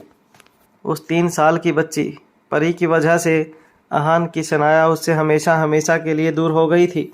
इस वक्त उसके मन में परी के लिए बहुत गुस्सा था। वो यही सब सोच रहा था कि तभी पंडित जी की आवाज़ सुनकर वो होश में आया। शनाया को हमेशा हमेशा के लिए विदा करने का वक्त आ गया था। उसे अंतिम संस्कार के लिए ले जाया जा रहा था। आंखों में आंसू लिए आहान ने शनाया की चिता को आग दे दी। बा का तो रो रो कर बुरा हाल हो गया था। रिया की आंखों में भी आंसू थे। सब लोग आहान को ऐसे नहीं देख पा रहे थे। शनाया के जाने के बाद यामिनी भी वहाँ नहीं रुकी। वो आहान से सारे रिश्ते तोड़कर शेखर के साथ वापस शिमला चली गई। वही शनाया को इस तरह खुद से हमेशा के लिए दूर जाते हुए देखकर एक पल के लिए तो आहान भी उसके साथ ही चले जाना चाहता था, पर वर्धन ने उसे संभाल लिया। वो घर आने के लिए वर्धन के साथ गाड़ी में बैठा ही था कि उसका फ़ोन बजने लगा। काफ़ी देर तक तो उसने इग्नोर किया, पर फ़ोन लगातार बजे ही जा रहा था। तंग आकर उसने फ़ोन उठाया तो देखा अननोन नंबर से कॉल था। उसने गुस्से से फ़ोन रिसीव करते हुए कहा, हेलो, पर वो आगे कुछ बोल पाता उससे पहले ही सामने से दूसरा इंसान ने कहा, हेलो मिस्टर रायज़ादा, मैं सिटी हॉस्पिटल से बोल रहा हूँ। आपकी बेटी परी की हालत बहुत सीरियस है। उसे ब्लड की ज़रूरत है, पर उसका ब्लड ग्रुप बहुत ही रेयर है। It's O negative. डॉक्टर की बात सुनकर आहान ने खींचते हुए कहा, तो इसमें मैं क्या कर सकता हूँ? इतना बड़ा हॉस्पिटल है आपका, अपने ब्लड बैंक से ब्लड अरेंज कर दीजिए। ये सुन डॉक्टर ने मजबूर होते हुए कहा, सॉरी मिस्टर रायज़ादा, पर आपकी बेटी परी का ब्लड बहुत रेयर है और इस वक्त ये ब्लड हमारे हॉस्पिटल के ब्लड बैंक में अवेलेबल नहीं है। हम अपनी तरफ से पूरी कोशिश कर रहे हैं, पर आपको इस कोशिश में हमारा साथ देना होगा। आपको अपनी बेटी को बचाने के लिए कहीं से भी जल्द से जल्द ओ नेगेटिव ब्लड अरेंज करना ही होगा, नहीं तो कहीं ऐसा ना हो कि बहुत देर हो जाए। इतना कहकर डॉक्टर ने बिना आहान की बात सुने फ़ोन कट कर दिया। वहीं आहान ने जैसे ही ये बात सुनी तो वो थोड़ा बेचैन हो गया। उसे समझ नहीं आ रहा था कि वो उस 3 साल की बच्ची के लिए इतना परेशान क्यों हो रहा है। तभी कुछ सोचकर उसने रिया को कॉल किया। रिया, एक काम करो, परी को ब्लड की ज़रूरत है। उसका ब्लड ग्रुप ओ नेगेटिव है। जल्द से जल्द ब्लड अरेंज करो। अपने सारे कॉन्टैक्ट्स और घर में आए मेहमानों से भी पूछ लो। अगर किसी का भी ब्लड ओ नेगेटिव हो तो तुरंत मुझसे कांटेक्ट करो। Okay sir. आहान का ऑर्डर मिलते ही रिया अपने काम में लग गई थी। वहीं आहान इस वक्त कार में बैठा यही सोच रहा था कि अगर परी की माँ के बारे में उसे कुछ भी पता होता तो अभी तक उसे ब्लड डोनर मिल चुका होता। तभी कुछ सोचकर उसने आगे ड्राइवर के साथ बैठे वर्धन से कहा, वर्धन, मुझे जल्दी से पता करके बताओ कि कल रात उस बच्ची को घर तक कौन लेकर आया था। आहान की बात सुनकर वर्धन ने थोड़ा मायूस होकर कहा, सॉरी सर, बट हमने घर के बाहर के सारे सीसीटीवी ऑलरेडी चेक कर लिए हैं। उस बच्ची के साथ कल कोई भी नहीं था। वो बच्ची खुद ही वहाँ कहीं से चलकर आई थी। ये सुन आहान ने गुस्सा करते हुए कहा, पर ऐसा कैसे हो सकता है? एक 3 साल की बच्ची तो अकेले कहीं से नहीं आ सकती ना। तुम ऐसा करो, अगर घर की सीसीटीवी फुटेज देखने के बाद भी इस बारे में कुछ पता नहीं लग पाया है तो तुम रायज़ादा मैंसन की तरफ आने वाले सभी रास्तों और गलियों में लगे सीसीटीवी फुटेज चेक करो, पर मुझे किसी भी हाल में ये पता करके बताओ। वर्धन ने हाँ में सर हिलाया और अपने काम में लग गया। उसी वक्त जिस हॉस्पिटल में परी एडमिट थी उसके बाहर एक ऑटो आकर रुका। उसमें से एक सिंपल सा जीन्स कुर्ता पहने एक लड़की बाहर निकली। वो अपनी बैग से पैसे निकाल कर ऑटो वाले को दे ही रही थी कि उसकी नज़र सामने हॉस्पिटल की एंट्रेंस पर पड़ी और वो ज़ोर से चीखी, ओए गधे। वो भागते हुए वहाँ से आ रहे वार्ड बॉय के पास पहुँची। दरअसल वो वार्ड बॉय एक पेशेंट को व्हीलचेयर पर बिठा कर बाहर ला रहा था, पर उसका सारा ध्यान अपने कलीग से बात करने में था और वो व्हीलचेयर सीढ़ियों की तरफ आने ही वाली थी जिसे देखकर ये लड़की चीखी थी।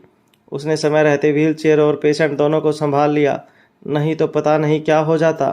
पहले तो वो वार्ड बॉय उसे घूर रहा था पर फिर अपनी गलती का एहसास होते ही उसे सॉरी कहने लगा। पर वो लड़की उस पर बरसना शुरू हो गई। ये मगज में दिमाग या भेजे में सिर्फ भूसा ही भरा हुआ है क्या? अभी कुछ हो जाता तो तुम्हें नौकरी पर किसने रखा? वो उसे ऐसे डांट रही थी जैसे उसकी बॉस हो। तभी उसके पास खड़ा कलीग बोला, मैडम आप कौन? इस पर उस लड़की ने कहा, मैं मयूरी मेहता। पर मेरे नाम में इंटरेस्ट दिखाने के बजाय अपने काम पर ध्यान दोगे तो ज़्यादा अच्छा होगा, समझा? या कोई फिर से रिपीट करूं? उसका नाम सुन उस बूढ़ी पेशेंट ने उसके सर पर हाथ रख उसे थैंक यू कहा और मयूरी मुस्कुराते हुए आगे चली गई। वो वार्ड बॉय अभी भी उसे घूरता हुआ मन ही मन उसे कोस रहा था। मयूरी हॉस्पिटल अपनी दोस्त से मिलने और उसे अपनी जॉब के बारे में बात करने आई थी। उसी को ढूंढते हुए वो जल्दी ही हॉस्पिटल के वार्ड नंबर 202 में पहुंच गई। पर जैसे ही वो वहां पहुंची, अपने सामने का नज़ारा देखकर उसके चेहरे पर बड़ी सी स्माइल आ गई। इस वक्त एक नर्स एक छोटे बच्चे को इंजेक्शन लगाने की कोशिश कर रही थी, पर वो बच्चा लगातार बस रो ही जा रहा था और उस नर्स से इंजेक्शन भी नहीं लगवा रहा था। बेटा प्लीज़ इंजेक्शन लगवा लो, मुझे और भी काम है, प्लीज़ बेटा। ये देखकर मयूरी ने अपने बैग से एक चॉकलेट निकाली और आगे बढ़ गई। अरे ये इंजेक्शन छोड़ो और मुंह मीठा करो। ये बोलते हुए उसने वो चॉकलेट बच्चे को दी और पास रखी फाइल में उसका नाम पढ़ उससे बात करने लगी। मैंने तो सुना था राहुल इस वार्ड का सबसे स्ट्रॉन्ग बच्चा है, पर मुझे नहीं पता कि स्ट्रॉन्ग बच्चे भी इंजेक्शन से डरते हैं। यही सब बातें करते करते उसने कब इंजेक्शन उस बच्चे को लगा भी दिया उसे पता ही नहीं चला। उसके बाद उसकी तारीफ करते हुए बाकी बच्चों की तरफ देखकर बोली, मैंने सही सुना था, राहुल बहुत स्ट्रॉन्ग है। इतना मोटा इंजेक्शन लगा और उसे पता ही नहीं चला। वाह सुपर हीरो। राहुल के साथ साथ वहाँ मौजूद सारे बच्चे उससे इम्प्रेस हो चुके थे। सबके चेहरे पर बड़ी सी मुस्कुराहट थी। उसके बाद तो जैसे सारे बच्चे खुशी खुशी इंजेक्शन लगवाने लगे। ये देख उस नर्स यानी मयूरी की दोस्त सुजल ने हंसते हुए मयूरी से कहा, थैंक गॉड मयूरी कि तू आज यहाँ आई, वरना ये बच्चा मुझसे तो इंजेक्शन कभी नहीं लगवाता। मयूरी ने हंसते हुए कहा, मयूरी तो हर जगह कमाल करती है, समझाए ने छेकाई कि रिपीट करूं? सुरजुल ने अब सीरियस होकर कहा, सच में यार मयूरी, तुझे तो चाइल्ड स्पेशलिस्ट होना चाहिए था। बच्चों के मामले में तो तू बेस्ट डॉक्टर होती। सुजल की ये बात सुनकर मयूरी के चेहरे पर मुस्कान गायब हो गई। उसने थोड़ा उदास होते हुए कहा, काश मेरी किस्मत में डॉक्टर बनना होता। इतना कहकर मयूरी किसी सोच में गुम हो गई। उसे इस तरह उदास देखकर सुजल भी समझ गई कि उसे उसके पुराने जख्मों को नहीं कुरेदना चाहिए था, और इसलिए सुजल ने बात पलटते हुए इधर उधर की बातें शुरू कर दी। कुछ ही देर में मयूरी भी उन सब बच्चों में इतना घुल मिल गई थी कि उसे सुजल की कही बात याद ही नहीं रही। कुछ देर बाद उस वार्ड में एक दूसरी नर्स आई। उसे परेशान देखकर जब सुजल ने उसके कारण पूछा तो उसने कहा, सुजल वो बच्ची परी है न जो कल रात को एडमिट हुई थी। उसे बचाने के लिए ओ नेगेटिव ब्लड चाहिए। सारी कोशिश कर चुके हैं पर कोई फ़ायदा नहीं हो रहा। पता नहीं उसका क्या ही होगा। पास खड़ी मयूरी भी ये बात सुन चुकी थी। उसने तुरंत कहा, सुजल मेरा ब्लड ग्रुप ओ नेगेटिव है, मैं उस बच्ची को अपना ब्लड दे सकती हूँ। मयूरी की बात सुनकर वो नर्स बहुत खुश हो गई। सुजल ने भी उससे कहा, ठीक है मयूरी, चलो तुम्हारे टेस्ट कर लेते हैं। मयूरी के सारे टेस्ट नॉर्मल थे। उसने परी को ब्लड दे दिया था। ब्लड लेने के बाद सुजल ने उससे कहा, मयूरी तुम थोड़ी देर यहीं रेस्ट करना, उसके बाद ही जाना, मुझे एक पेशेंट को देखने जाना है तो मैं चलती हूँ। इतना कहकर सुजल वहाँ से चली गई। परी को ब्लड मिल चुका था, पर इस बात की खबर आहान को अभी तक नहीं हुई थी। वो रायज़ादा मैंसन में इसी टेंशन में इधर से उधर घूम रहा था और तभी रिया ने उसे कॉल किया। आहान के फ़ोन उठाते ही रिया ने थोड़ा दुखी होते हुए कहा, sir O negative blood group बहुत ही ज़्यादा रेयर है, हमें ये ब्लड कहीं पर भी नहीं मिल पाया है। उसकी बात सुनकर आहान ने गुस्सा करते हुए कहा, मुझे कुछ नहीं पता रिया, जल्द से जल्द कहीं से भी ये ब्लड अरेंज करो। इतना कहकर आहान ने कॉल कट कर दिया। भले ही वो परी से बहुत नाराज़ था, उसे उसकी ज़िंदगी में आना अच्छा नहीं लग रहा था, पर ना जाने क्यों और कैसे उसका परी के साथ एक अजीब सा कनेक्शन बन गया था। शनाया की मौत की खबर के साथ साथ कल उसे डीएनए रिपोर्ट पॉजिटिव होने की खबर भी मिली थी। अब ना चाहते हुए भी उसे उस पर यकीन करना ही पड़ा कि परी उसी की बेटी है और अपनी बेटी को वो ऐसे मरने नहीं दे सकता था। वो कैसे भी करके परी को बचाना चाहता था। कहने को तो आहान पूरे इंडिया का टॉप बिजनेसमैन था, जो अपने पैसों से कुछ भी खरीदने की कैपेसिटी रखता था। पर आज जब परी के लिए एक ब्लड बोतल की आई तो वो काफ़ी हेल्पलेस फील कर रहा था। क्या फ़ायदा मेरे इतने अमीर होने का अगर मैं एक बच्ची के लिए ब्लड तक अरेंज नहीं कर सकता तो। आहान के दिमाग में यही सब बातें घूम रही थी कि तभी उसके पास सिटी हॉस्पिटल से कॉल आया। आहान ने जैसे ही उनका कॉल देखा वो एकदम घबरा गया और मन ही मन सोचने लगा, हे भगवान, प्लीज़ प्लीज़ वहाँ सब कुछ ठीक हो।